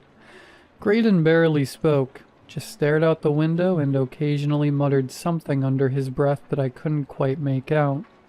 When I tried to ask him what was going on, he'd just shake his head and say, "Not yet. You'll understand when we get there." We parked at the old visitor center, now just a crumbling concrete building covered in graffiti. Graydon pulled 2 flashlights from his backpack and handed me one. "Follow me," he said, "and don't say a word until we get deep enough." Deep enough for what? Just don't talk, please. It's important. The entrance to the caves was hidden behind a cluster of overgrown bushes about 50 yards from the parking lot. Graydon moved through them like he'd done this before, leading me down a narrow stone pathway that disappeared into complete darkness. The cave was bigger than I'd expected. The main passage was wide enough for us to walk side by side, with rough limestone walls that sparkled in our flashlight beams. Water dripped somewhere in the distance, creating an echo that made it impossible to tell how deep the cave system went. We walked in silence for what felt like 20 minutes. Descending steadily into the earth, the temperature dropped with each step, and I could see my breath forming small clouds in the beam of my flashlight. Graydon seemed to know exactly where he was going, never hesitating at the various branching passages we encountered. Finally, he stopped in front of a section of wall that looked identical to every other section we'd passed, but when I got closer, I could see a small hole about the size of a baseball carved into the limestone at eye level. "Okay," Graydon said, his voice barely above a whisper. "Do you see the flame?" I aimed my flashlight at the hole. It was just empty darkness, maybe 6 inches deep before the beam hit solid rock. "Graydon, there is no—" "Stop." He grabbed my wrist. "Don't tell me what is and what isn't. Just yes or no. Do you see a flame?" His grip was tight enough to hurt, and there was something in his eyes that made me take a step back. This wasn't the Graydon I knew. This was someone on the edge of a complete breakdown. "No," I said carefully. "I don't see a flame." His face contorted with frustration. "Look again. Really look. Are you absolutely sure you don't see anything burning in there?" I looked again, even though it wouldn't change anything. The hole was empty. No flame, no light, nothing but limestone and shadow. "I'm sure, Graydon." That's when he grabbed my hand and shoved it into the hole. The pain was immediate and excruciating. It felt like I'd grabbed a red-hot coal, a searing heat that shot through my palm and up my arm. I screamed and jerked my hand back, stumbling backward until I hit the opposite wall. When I looked down at my palm, there was a perfect circular burn in the center, already starting to blister. The skin was angry red and felt like it was still on fire.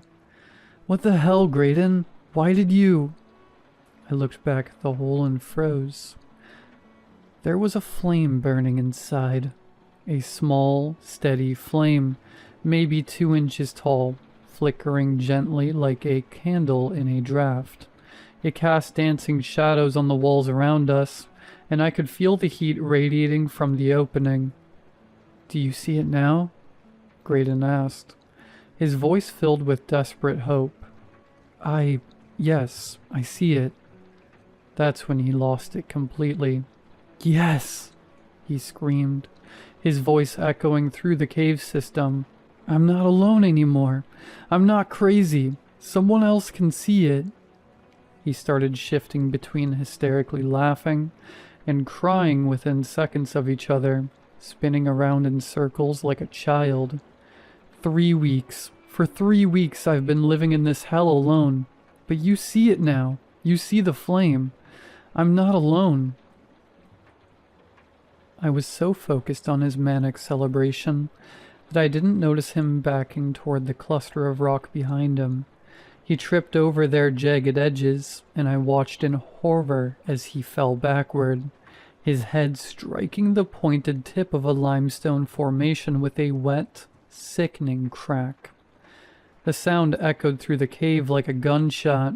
Graydon's body convulsed once, then went completely still. Blood pooled beneath his head, black in the flickering light of the flame that I could now see burning steadily in the wall. It took me 2 hours to drag his body out of the cave system. He was heavier than I'd expected, and I had to stop every few minutes to rest and figure out which passage led back to the surface. The combination of sweat and tears in my eyes only made it harder to proceed. By the time I reached the parking lot, my clothes were soaked with Graydon's blood, and my burned hand was throbbing with every heartbeat. I called 911 as soon as I had cell service. The paramedics arrived first, followed by 2 sheriff's deputies who took one look at the scene and immediately started asking questions. I told them everything. About Graydon showing up at my apartment, about the cave, about the accident. I watched them load his body into the ambulance on a stretcher covered with a white sheet. At the police station, they kept asking me the same questions over and over again. Why had we gone to the cave? What were we doing down there? How exactly had the accident happened?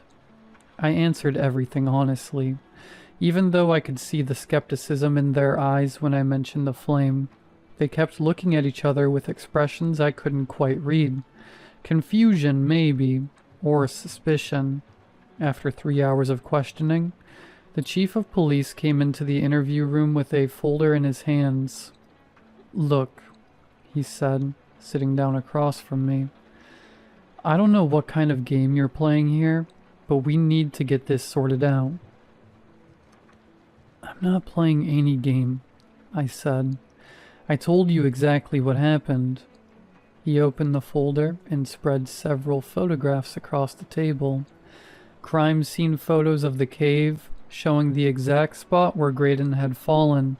But in every picture there was no body, no blood, no evidence that anyone had died there. "We found you 3 hours ago," he said, wandering around the parking lot, covered in blood and talking about your dead friend. "But here's the thing. We searched every inch of those caves. There's no body. There's no evidence that anyone else was ever down there with you." My heart started racing. "That's impossible. You put him in the ambulance. I watched you do it."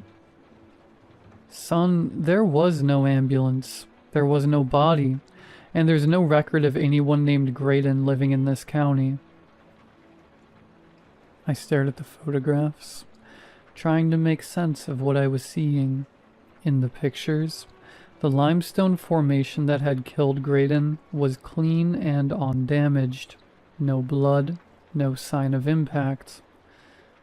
"I don't understand," I whispered.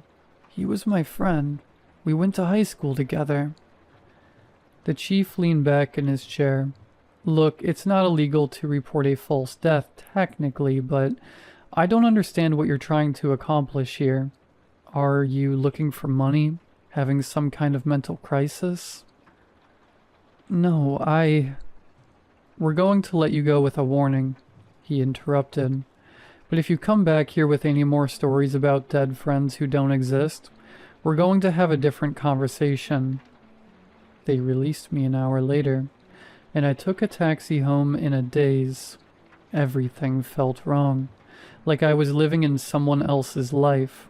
I kept looking at the burn on my palm, the one piece of evidence I had that any of this had really happened. When I got home, Emma was waiting up for me, curled on the couch in her pajamas. "Vince, thank God you're okay. What happened? You look terrible." I sat down next to her and tried to explain everything. Graydon showing up, the cave, the accident, the police not believing me. She listened patiently, occasionally reaching over to touch my arm or smooth my hair. "That sounds absolutely terrifying," she said when I finished. "I'm so sorry you went through that, but you're home now, and you're safe." She stood up and kissed my forehead. "I need to be up early tomorrow, so I need to go to bed. You should get some rest too." Before I knew it, I was waking up on the couch from a full night of sleep. It was unlike me to fall asleep so suddenly, but after last night, I wasn't too surprised. Sunlight was streaming through the windows, and I could hear birds chirping outside. Emma was already gone for work, but she'd left a note on the kitchen counter. I picked it up and read the front. "I love you, sleepyhead." I smiled despite everything that had happened and slipped the note into my pocket before heading out the door. I felt the need to maintain a sense of normalcy in all of this nightmare. I tried calling Graydon's phone on my way out twice, but was met with a dial tone each time. My first stop was the corner store for my usual morning coffee. I'd been buying the same large coffee there every day for 2 years. Always 99 cents, always from the same machine near the register. There was a handwritten sign that said, "Coffee, always 99 cents, in faded black marker. I put a dollar bill on the counter. This should cover it. He stared at the dollar like I'd just tried to pay with Monopoly money. "Dude, you know that's not enough. Our Arabica coffee is $2.50. "Good one, Mike," I said with a chuckle. "This coffee has always been 99 cents. I'm here all the time." The cashier finally looked at me with irritation.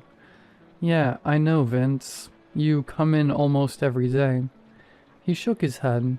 "Our coffee has always been $2.50 and always will be. Are you feeling alright, man?" I looked back at the coffee stand and read the sign again. Arabica coffee, $2.50 a cup. I shook off an intense shiver down my spine. I pulled the remaining $1.50 from my wallet as I reached toward the cashier. He pointed at my hand. "Hey, alright, you finally left her. Good for you. You're a free man now." Confused, I glanced down at my hand. I had forgotten to put my ring back on. I laughed awkwardly. "Oh, no. I just took my ring off last night because, well, I just took it off." It felt like too much to explain at the moment, and I was already running late for work. "Sure thing, buddy." He gave me an exaggerated wink as he handed me the receipt before I headed back to my car. At work, I tried to focus on my usual tasks, but I kept thinking about the strange interaction at the corner market. Around 10 a.m., my coworker Dave stopped by my cubicle. "Morning, Vince. You look tired," he said, glancing at my face. Suddenly, an overwhelming wave of exhaustion hit me like a physical force. My eyelids felt heavy, and I had to grip my desk to keep from swaying. "At least that tea will wake you up," Dave continued, nodding at the cup in my hand. "It's usually coffee," I said, lifting the cup to take a sip. But when the liquid hit my tongue, it was without a doubt tea. Earl Grey, hot and strong, with just a hint of bergamot. I instinctively spit it out. I stared at the cup in confusion. I'd just bought coffee. I poured it myself.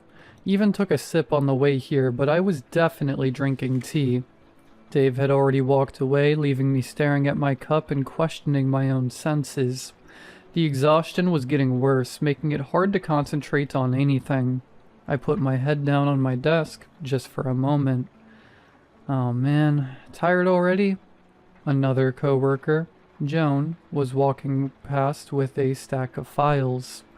"It's only 10 a.m. You can do this." The moment she said, "You can do this," the exhaustion vanished completely. I sat up straight, feeling more alert and energized than I had all morning.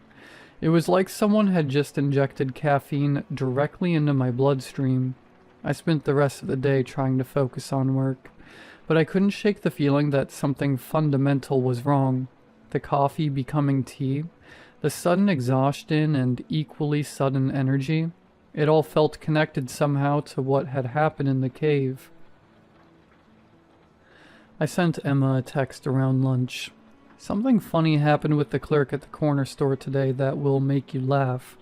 I'll tell you about it when I get home." She didn't respond. I tried again at the end of my shift. "Heading home now. Want me to pick you up anything?" Still no response. As I was packing up to leave, my boss, Mr. Harrison, appeared at my cubicle. He looked annoyed, which wasn't unusual, but there was something particularly hostile in his expression. "Vince, we need to talk about your performance lately," he said, loud enough for half the office to hear. "Your work has been sloppy, you are making careless mistakes, and frankly, your attitude has been unprofessional." "I'm sorry, sir.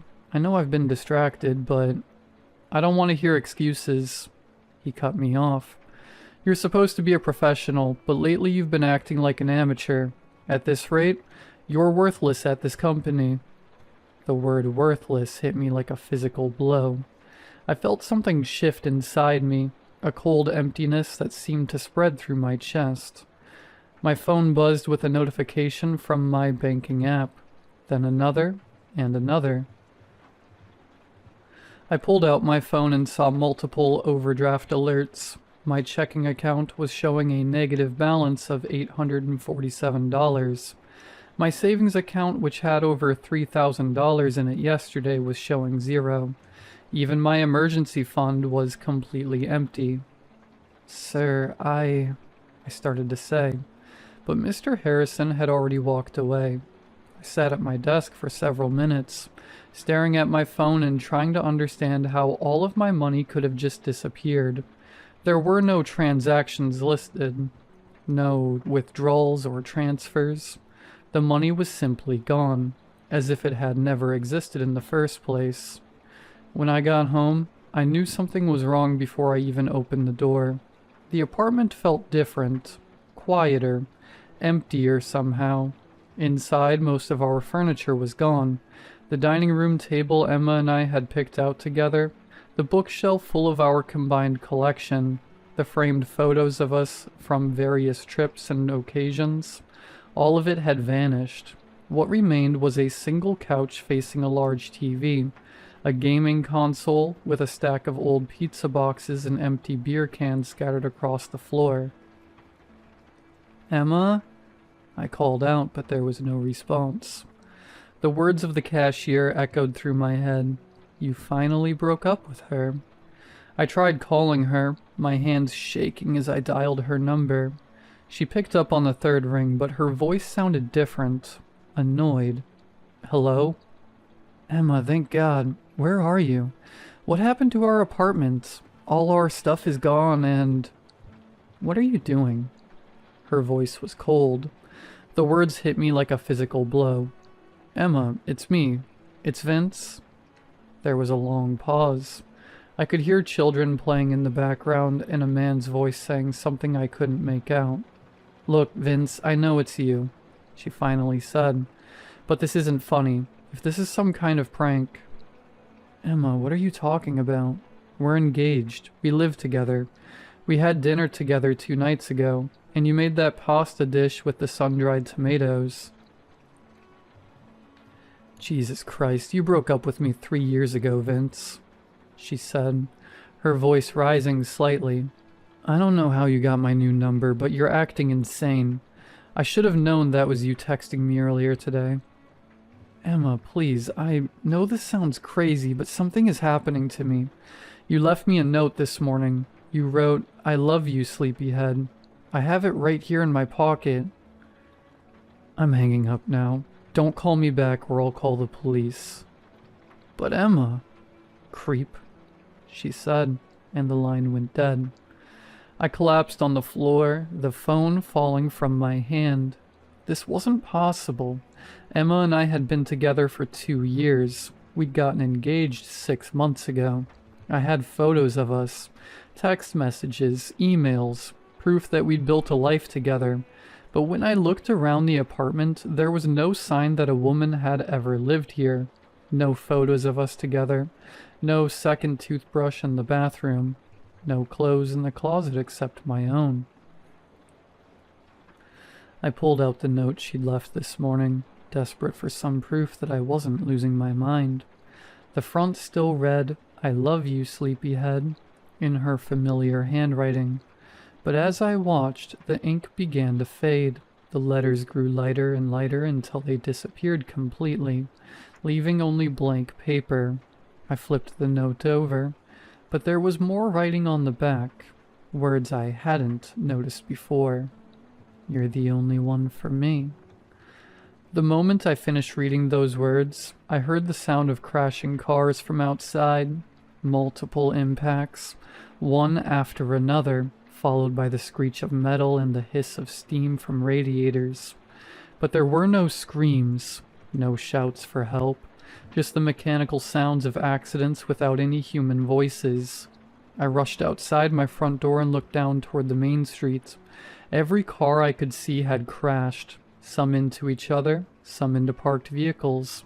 Others veered off the road entirely, but all of them were empty, their engines still running, headlights cutting through the growing darkness. The sidewalks were completely deserted. No pedestrians, no one running for help, no emergency responders. It was like every person in the city had simply vanished. I ran further down the road calling for anyone, but my voice echoed off empty buildings. Every storefront was dark, every window was empty. The only sounds were the distant hum of abandoned engines and the occasional car horn from vehicles whose drivers were no longer there to turn them off. There was one horn that stood out, though. It wasn't steady. It was hitting in bursts, as if someone was pounding on the steering wheel. I walked several blocks until I found a car that had flipped over on the side of the highway. There was someone in the passenger seat. My heart stopped when I realized who it was. Emma was strapped inside the overturned vehicle, a large shard of glass from the windshield piercing her throat. Her foot was pressed against the steering wheel, causing the horn to sound with each spasm of her body. Blood was pooling beneath her, and her eyes were wide with terror and confusion. The horn kept blaring. She just kept kicking and kicking. When she saw me approaching, her mouth moved like she was trying to speak, but only gurgling sounds came out. Blood bubbled from the wound in her neck, and her eyes, those beautiful green eyes I'd fallen in love with so many years ago, stared at me with a mixture of recognition and horror. She knew who I was. In her final moments, I think she remembered. I reached through the broken window trying to help her, but there was nothing I could do. The glass had severed something vital, and I could only watch as the life faded from her eyes. Her foot finally stopped pressing against the horn, and the sudden silence was deafening.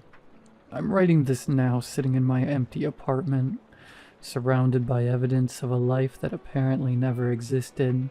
Everyone is gone, not just Emma, but everyone. The entire world has become empty except for me. And I think I know why. You're the only one for me. I'm posting this in the desperate hope that someone, somewhere is still out there. That maybe there's another person who touched the flame, who understands what's happening. If you're reading this, please comment. Please let me know I'm not alone. Because if I am truly the only one left, I don't know how much longer I can handle the silence. The flame is still burning in that cave. I can feel it calling to me, promising answers, promising an end to this isolation. Maybe it's time to go back. Maybe it's time to join Graydon and let someone else carry this burden. Please, if you're reading this, Just tell me you're real. Tell me I'm not the only one left.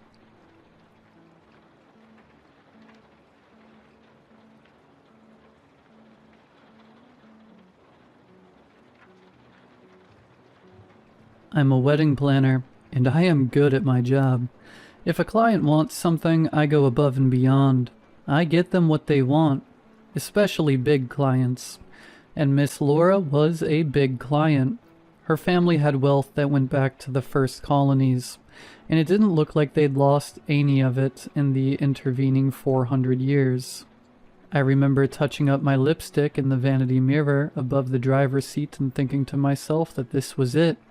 I was on the cusp of 40, and I was about to break into the event planner upon echelon of 1%er weddings. It would be Miss Laura's wedding, but it would be my coronation. Sweet little Laura ushered me into her home, and we spoke at lengths. Her expectations were very reasonable, and she knew what she was talking about.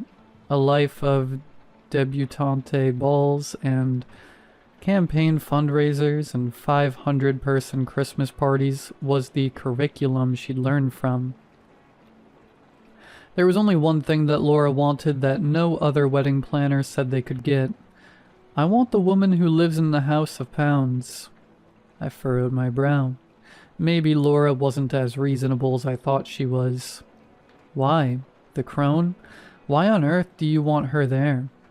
Because she's my great-aunt on my father's side, Laura said. That was news to me. I didn't know anyone who'd even met the infamous crone from the House of Pounds. And here was Laura claiming the old witch was family. May I ask why you or your father don't invite her yourselves?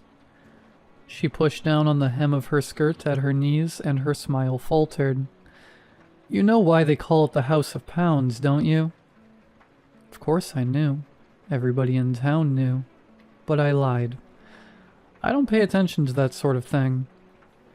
But you know, Laura added more bite to her voice. I'll bet you even know the words. I involuntarily scanned for escape routes. What words? Say them, Laura said. Say the words or I will find someone else to plan my wedding. Women from inherited wealth have the luxury of following through with threats. Laura had been kind and gracious to me, but also expected me to dance to her tune. So I said the words, Welcome to the House of Pounds, where all are given just one round. First penalty's a pound of flesh, but try again, she'll take the rest. Do you know what it means? She said. This was like pulling teeth. I did not want to have this conversation, but I answered, I have an idea. Laura looked behind me, behind herself, and all around the room. I was a well-socialized woman. I knew she was about to tell me a secret. I was half right. She didn't tell me the secret, but she showed it to me. She hiked her skirt up all the way to her waist so I could see her panties, whole thighs and buttocks. Laura's flesh was missing, a pound's worth, if I had to guess, from the inside of her thigh, right below her perineum. I shuddered. Laura's face reddened. She pulled her skirt back down before looking away. I thought I saw the glimmer of a tear welling in one of her eyes. She wiped her face. You see, I can't go back. I've given my pound of flesh. If I go again, she'll take the rest, I said. Laura nodded. Exactly. I have to tell you, I didn't see what the big deal was once I parked in the driveway and saw it up close. The House of Pounds was nothing more than a shabby example of Gothic revival architecture, an old money homestead that had faded along with the blue in the family's blood.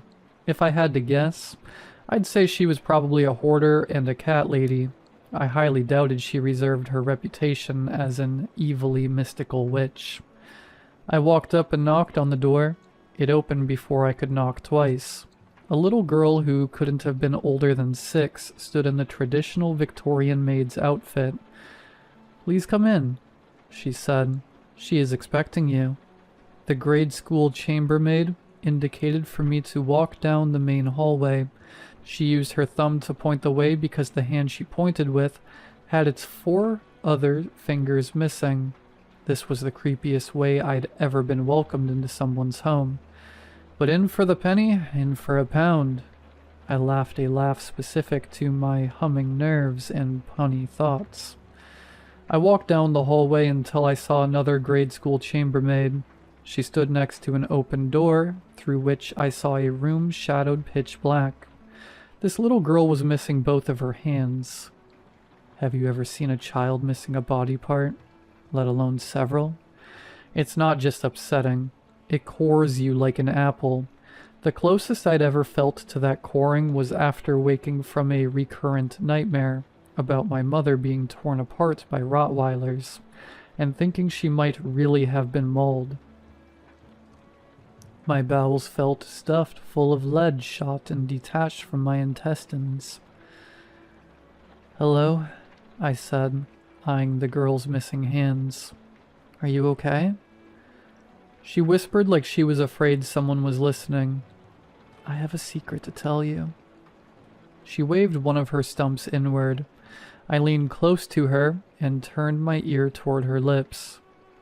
I heard a man's voice say, "In for a penny, in for a pound."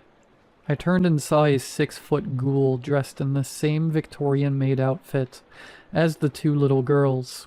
I screamed and turned to run, but he wrapped one of his long limbs over me from behind, pinning my arms to my body and my body to his. He covered my mouth and whispered, "Shh, shh, quiet now, quiet now." I cried into his hand. "You're here to meet her, aren't you?" he said. He removed his hand so I could speak, but I couldn't. I was out of my wits with fear. "Answer me, or I'll take a pair of mittens from the flesh I cut out of your belly." I sobbed and hurriedly nodded my head. "Use your words like a big girl," he said. "Yes," I said through my tears, my body shaking almost like I was having a seizure. "Yes, I'm here to meet her." He let go from behind me, and I heard him step back and away. I turned to face him, but there was no him there. It was only the grade school chambermaid. "Then by all means." The little girl shoved me into the darkness through the open door behind my back. I went tumbling down a 45-degree angle chute. I heard inhuman voices. What might have been 50 monsters' voices roaring and screeching at me. They called me terrible names, nonsensical names, cruelly true names. I felt a sharp, hot, wet pain somewhere in my body, like 10 penny nails being hammered into my stomach, my spine, between my toes and fingers, in the soft flesh between my genitalia and anus. The pain felt like every hurt I'd ever felt puncturing my flesh again all at once. I screamed and cried as I tumbled down the chute. It spat me out onto a basement's dirt floor. A single hanging light bulb shone over the dusty ground. I put my hands out in front of me and saw blood run in rivulets down my arms. My blood went through my fingers and soaked into the dirt. I hung my head between my biceps. How was I going to escape? She stepped into the light, far enough to silhouette her face but not show it. I wasn't looking at her directly, but through my peripheral vision. I thought if I looked up, I could see the face of 100 monsters, see malformed lips defame and degrade me. "Look at me," she said. I shook my head no, watching my blood dribble. From behind her, I heard the low, ticking rumble of a crocodile. Then I heard 2, then 3, then 100 reptilian groans bellowing at once, threatening to rupture my eardrums. I screamed, "Okay." The crocodilian bellows stopped. I looked up. I saw a woman in a widow's black mourning dress. It covered her arms up to her wrists and her neck up to her chin. Her face was obscured by a lace-black mourning veil, but even through the veil, I could see outlines of missing pieces. A quarter of a lip gone, half of one ear, a dry and angry eyeball glaring through where an eyelid used to be. "Why are you here?" she said. "Why do any of you come when you already know the words?" "I'm here because of a wedding." "Who are you marrying?" she asked. "Not my wedding, someone else's." She laughed low in her throat. "A pound of flesh for someone else's betrothal. It sounds rather like the Merchant of Venice." The Merchant of Venice. The Merchant of Venice, I thought to myself. Remembering long-forgotten English classes, stories I hadn't thought of in years. "Bargain!" I screamed it out. I screamed it out again. "Bargain!" I stood up, my pulse pushing blood from my wounds till my clothes were soaked crimson. "I assert my right to bargain. I will surrender my pound of flesh, but only with consideration. I demand a contract for the exchange." I saw the ghost of a wretched smile through her veil. "I never thought I would hear it. If you assert your right to bargain, I am not one to refuse. I presume you offer up your pound of flesh." I found power waiting in my voice. "I offer up a pound of flesh as payment on a bargain." "And what would you bargain for in exchange of your pound of flesh?" "Do you know a woman named Laura?" I asked, adding the family's last name. "I do." "And she is your grandniece?" The crone frowned. "She is." "I offer my pound of flesh in exchange for your promise to attend her upcoming wedding." She was quiet for what seemed like a very long time. She finally said, "Very well. So you accept fair terms and a villain's mind. Come then. We'll draw up the bargain. In either blood, ink, or both." Laura's wedding was a spectacular success. The crone attended, as she was contractually obligated to attend. It gave Laura great cash, and it made my reputation. Business poured in. I wasn't just planning weddings. I was bargaining for the impossible on behalf of wealthy clients, and I was paid very, very well due to it. And anyway, by the time Laura was married, the stump where my hand used to be had healed. Mostly.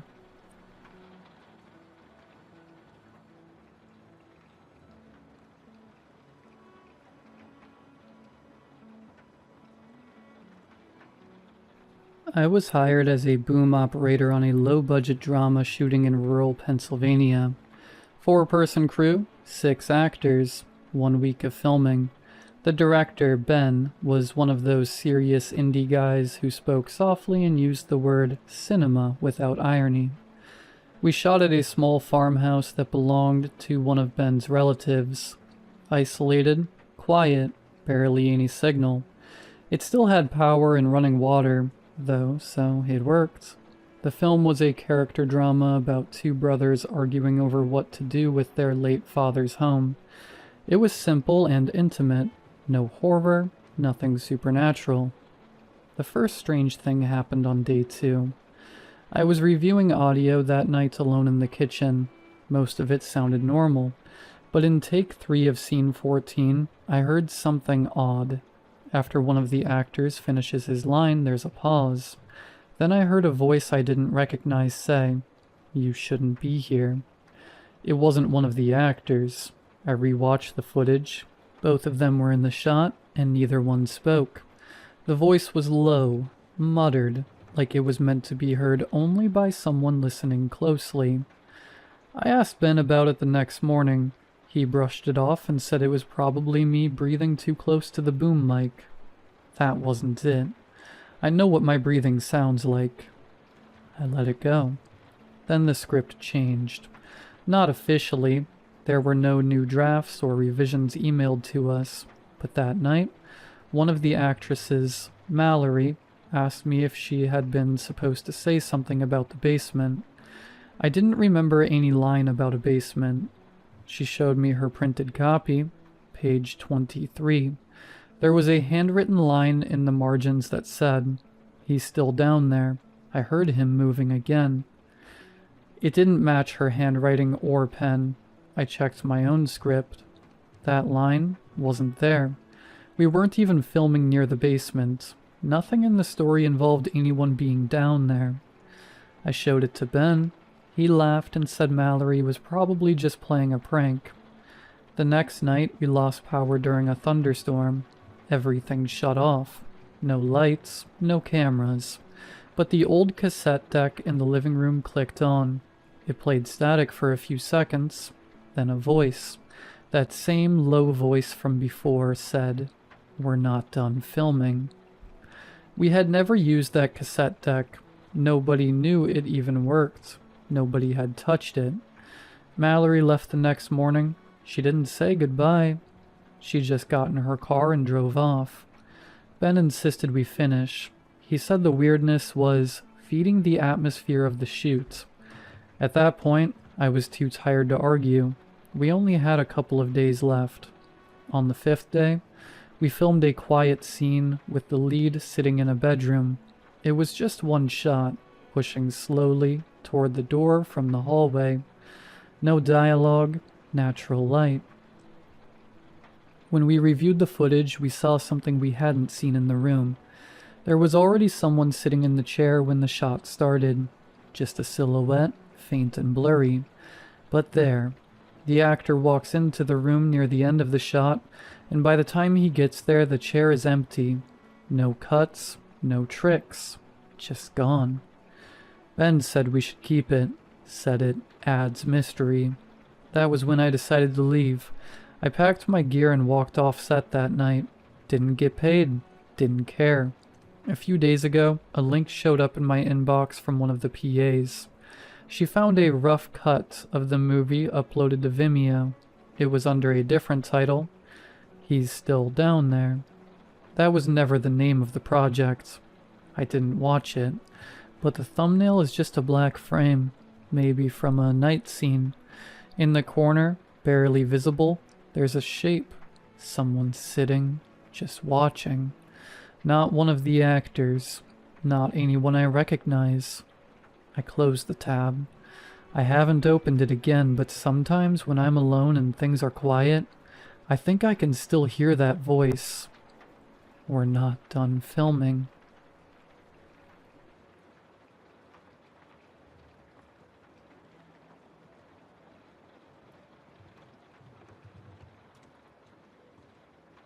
This morning, I pulled a tiny monitoring pin from my tooth. Now my wife is gone and so is every trace of our life together.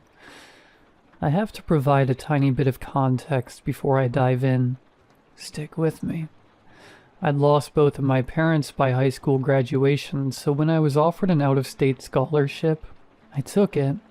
Moved from Tennessee to Oklahoma and made real fast friends with the guy they roomed me with. A week or two in, my friend let me know that he was about to earn $800 and get a free letter of recommendation for this clinical trial that he was gonna do. Well, I was broke, and he also promised that this girl I had my eye on was taking part too. I was obviously on board. It really wasn't even that memorable. The highlight was meeting her. Lara was taking part in the trial too, and we spent hours and hours in the waiting room sharing stories and getting close. The only other memory I have of the trial was sitting for 2 to 3 hours once a week in a very gray room, where I had to talk to a therapist type dude who asked a million questions covering every topic you can think of. If memory serves, I'm pretty sure that it had something to do with studying the process that go into a person's moral choices. It was purely therapist sessions too. No needles or pins. It was easy. It was over after 6 weeks, and my only symptoms at the end were a little extra pocket money, and I'd grown completely attached to Lara. other than using my small fortune to buy Lara a ring and a pretty white dress. Nothing worth noting happened between finishing the trial and now. So the real story starts about 3 weeks ago. On the second to last Friday in May, I got into an accident on my way home from work. Standard stuff. I got T-boned at an intersection. My car needed a new door and some internal stuff that insurance took care of, but I was fine. Whiplash, but that comes with any accident. Poor guy in the car that hit me hadn't been wearing his seatbelt though. Broke the windscreen with his own face. I saw the ambulance take him in a body bag. This is where I'm gonna lose you now and you're going to resign me to the cuckoo's nest, but please, stick with me. I'm not crazy.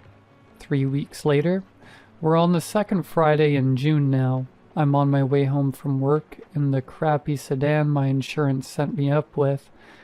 Well, my car's in the shop. Well, I'm honestly still a little on edge on this journey given the recent accident. I'm keeping an extra eye on the road, and I get to the intersection where the poor dude T-boned me, and I can see from my lane that he is fast approaching in the same car he died in 3 weeks ago. Hallucination? Maybe, but it felt just as real as anything else. Just like last time, other drivers were honking and interacting with this dude because he was moving way too fast for the speed limit. And next thing I hear my radio tune out and then a voice. I know how this sounds. The radio said, "You don't have to make the same choice." I don't know if I was subconsciously obeying the radio or if this would have been my course of action either way, but I braked. Hard. He kept going and sped right past me this time, but he made sure his eyes met mine for just a second. It was him, it was his car. I don't know. As soon as he was out of sight, the radio started up again like normal and I had to just make my way home. It shook me, but what can I do? How can I explain this to Lara? I didn't. I wouldn't be posting if it was just that though. We'll skip all of the boring crap in between and I'll cut to this morning. I've been having some trouble with one of my teeth for a few weeks. The pain was sorta just my whole jaw for the first 2 weeks, so I put it down to the accident at first. I did get whiplash and Google told me that could cause jaw pain, so that was that for a while until the pain got more localized and it was clear that the issue was a specific tooth. I've been taking OTCs and warming up Lara's microwave heating pad and holding it to my jaw, but this morning I'd had enough. I know you're not meant to touch your teeth with your grubby digits, especially when you think that there is a problem, so I hadn't. Makes me feel kinda dumb now, really. I took myself to the bathroom mirror about 8:30 in the morning, washed my hands and got to work. It felt as if something foreign, like a toothpick or a floss remnant, had wedged itself somehow inside my tooth, and after 4 to 5 minutes of yanking and scraping, I felt something cold hit my tongue. I spat it into my hand to see what had been bugging me, and I was immediately confused. I've had 34 years on this planet. It's not too often that I come across something new. It looked like a pin, but it wasn't a pin. I knew that I needed to find a way to inspect this tiny tooth inhabitant, so I took a few photos with my phone to try and pick up the details that my eyes couldn't. What I was holding did resemble a pin. The part that was directly inside my tooth was no thicker than a staple, and no longer than an eyelash, and it had a tiny round base that I assume was to keep it in place. There was enamel residue on the base part, so I think that there was some kind of veneer adhesive or something ensuring it stayed stuck. On the inside of the base was the only tangible clue. The letters NOS had been engraved in tiny letters. So I took to Google. I tried a few searches like NOS toothpin, NOS device, but nothing yielded anything useful until I tried NOS dental implant. The AI overview at the top of the page said, in some instances, the phrase NOS tooth implant can be used to refer to the minuscule pin-like devices used by psychologists to carry out neural observation studies. My eyes were pulled from the words I was trying to understand down to a search link result. It was purple, not blue though. That usually means that my browser has accessed this page in the past, but I certainly had never seen it before. The search result was titled, Controversial Clinic Trial Shut Down in 2009 May Have Continued Without Consent. And when I tell you that I've never clicked a link so fast in my life, I mean it. As the page loaded, I was already hovering my fingers over Command and P on the keyboard so that I'd have a hard copy of whatever this was to look at. You've got to understand how quickly my paranoia was escalating in those moments. I'm not sure why. It just felt important. When it finally loaded, my eyes bounced from one disturbing keyword to another before settling on a line that read, and even though the study was shut down due to the concerns surrounding ethical standards, evidence has come to light that suggests that a good number of the participants from the 2009 study are completely unaware that the clinical trial never came to a close. My brain rattled as it tried to process the words. Nothing made sense. I have never pressed print so fast. I don't know. I thought it might feel a little more real if I could hold it in my hands, you know? I made way to my printer to find that it had only printed the header of the newspaper it had been clipped from. That's it. None of the article content had printed, so I switched back round to send it to print again. But the article was gone. Properly gone. I refreshed the page and got 404'd. I pressed back and got a different error. So I retyped the Google search to get it back that way, and this time, Google had no results. The AI overview was gone. My search history, completely intact, other than the searches that pertained to what I'd found in my tooth. I was about to go and find Lara. I'd been spiraling for nearly an hour, but as I looked up from my computer, there she was, stood, watching me from the doorway. Ethan?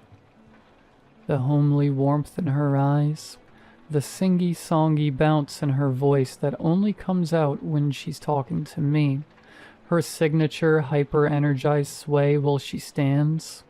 It was all gone. She looked like Lara, but she felt different. This thought seemingly fell straight out of my head. Hey babe, you seem off this morning. Everything alright? What followed really did sound like her. The intonation in her voice was off, but she sounded otherwise just like my Lara. Ethan, you look aghast. Can I get you anything? Her voice was so flat.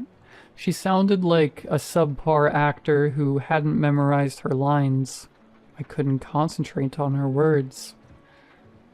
Lara, I'm not sure what's going on. My tooth, She cut me off. Oh, Ethan, you've done it, haven't you? A fleeting sigh being the only display of emotion from Lara so far, but even that felt inauthentic and weird. It felt like a movie. I couldn't understand what was unfolding in front of me. I still don't understand. That's why I'm here. I need someone to help me make sense of this. The world seemed to seize for a brief moment, and all I could hear was the subtle click that I knew to be my front door, and I felt my morning coffee curdle in my gut. I tried to stand at my desk, but my leg muscles turned to spaghetti and I didn't have the strength. Lara didn't move a muscle. She didn't even flinch.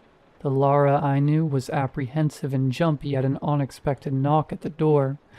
Her resolute stance in the doorway at this moment was more frightening to me than whatever I could hear now progressing up my staircase. Now that I have a little bit of hindsight, I think I understand why the threat levels seem so mismatched. Think of someone who you know really well, someone you're close to, your best friend, your brother, maybe your wife.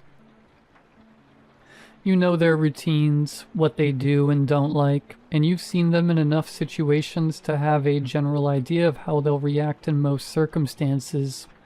Do you think you'd find it frightening if, at a time when you were at your most vulnerable, they suddenly became cold, altered, and unpredictable? As I opened my mouth to speak, two large men emerged from behind Lara, with her still unaffected. My tongue dried up in an instant. I had no words. She moved now, just slightly forward to allow the two men into my office. Her movement after so much standstill rekindled my adrenaline and mended the frayed wiring that connects my mouth to my brain. I managed 2 words. Done what? The men were now on either side of me, neither one of them speaking a word. I already knew I couldn't fight them. For starters, there were 2 of them, but even if it were a fairer fight, my nervous system had already chosen freeze rather than either of the more useful fight or flight. Lara? I sounded desperate, like a fearful child seeking comfort from a parent. My growing panic and state of desperation made no impact on Lara. This wasn't the Lara who was so overran with sympathy and compassion after my accident not long ago, and she took 2 weeks off work and refused to leave my side for a moment because she was so concerned that I'd need her help, and she wouldn't be there. This Lara was not that Lara. Not my Lara. My arms were restrained behind my back by one man as the other one retrieved something from an internal pocket in his jacket. This was all happening in my peripheral vision as I kept my gaze locked on Lara. I've done what? My attention was pulled toward an intense piercing in my upper thigh that was imminently followed by a strange sort of disconnected warmth radiating through my body. My spaghetti muscles now a toxic blended sludge. My vision was trying to betray me, but I put every ounce of my energy into focusing on Lara's face. Oh, Ethan. Lara echoed the same performative sigh. You've pulled the pin, haven't you? That's the last thing I remember. I woke up in my bed around 10:30 p.m. No Lara, no men, no pin, all gone. I've spent the last 3 hours tearing my house apart to find any scraps of Lara, but there's nothing. We've lived here 9 years. There's nothing. My phone is wrong. It is my phone, but there's no trace of Lara, no text between us, no photos, no Lara.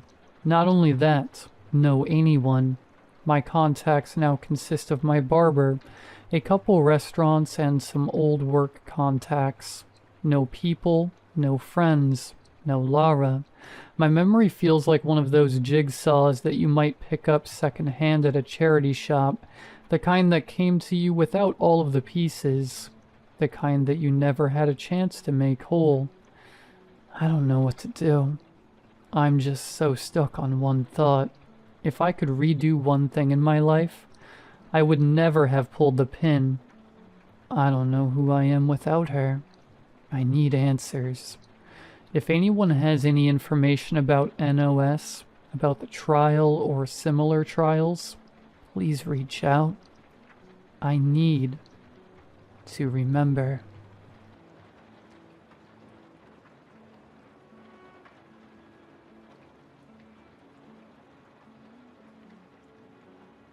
At dinner, my sister Lindsay excitedly told us about the angel in the attic.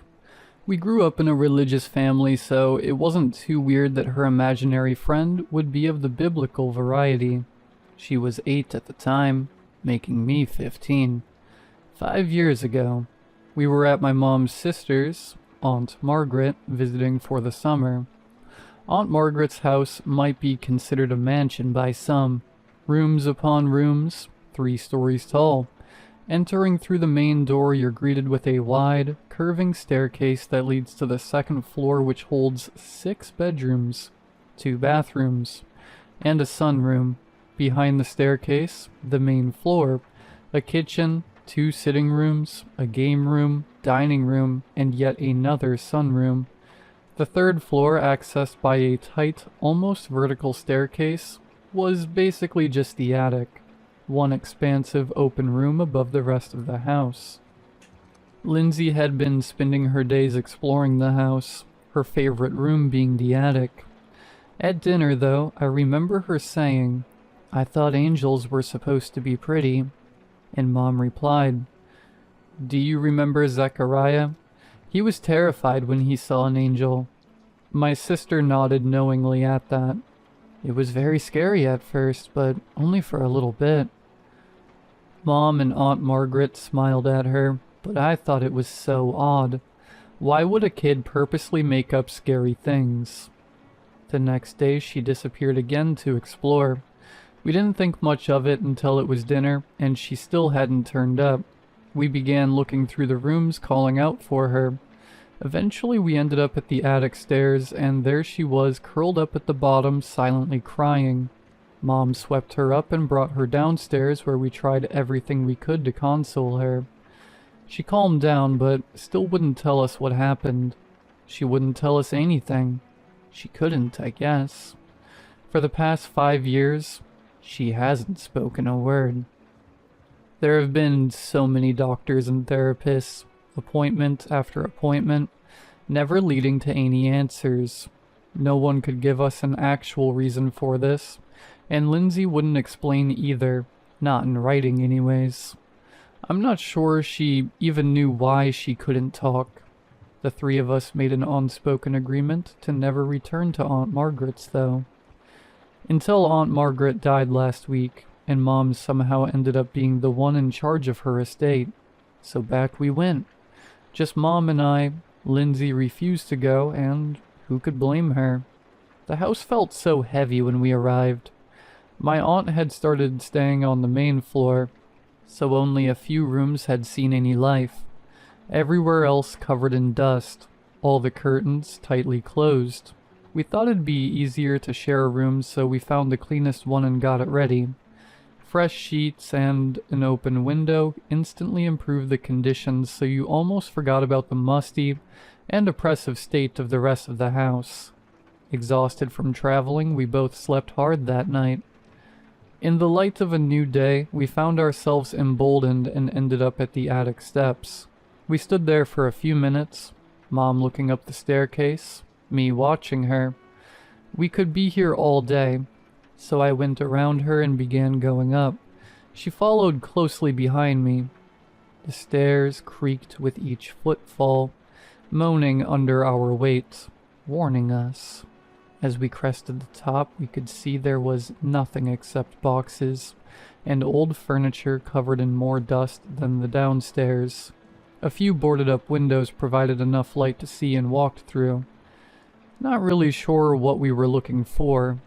A box of old books, my grandmother's dresser, someone's coin collection, a mix of feeling at ease and disappointed. We still couldn't find an explanation for my sister's condition. There was nothing worthwhile. We decided to go back down and start on the main floor, sorting Aunt Margaret's belongings into keep or donate boxes. I was distracted.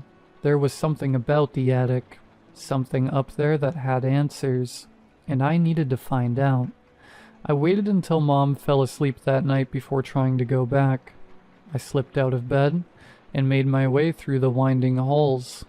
I had my phone's light, but it only uncovered a few steps ahead of me. At the staircase, I paused, looking up the narrow corridor. There was some other light on up there, illuminating the top of the stairs and the landing.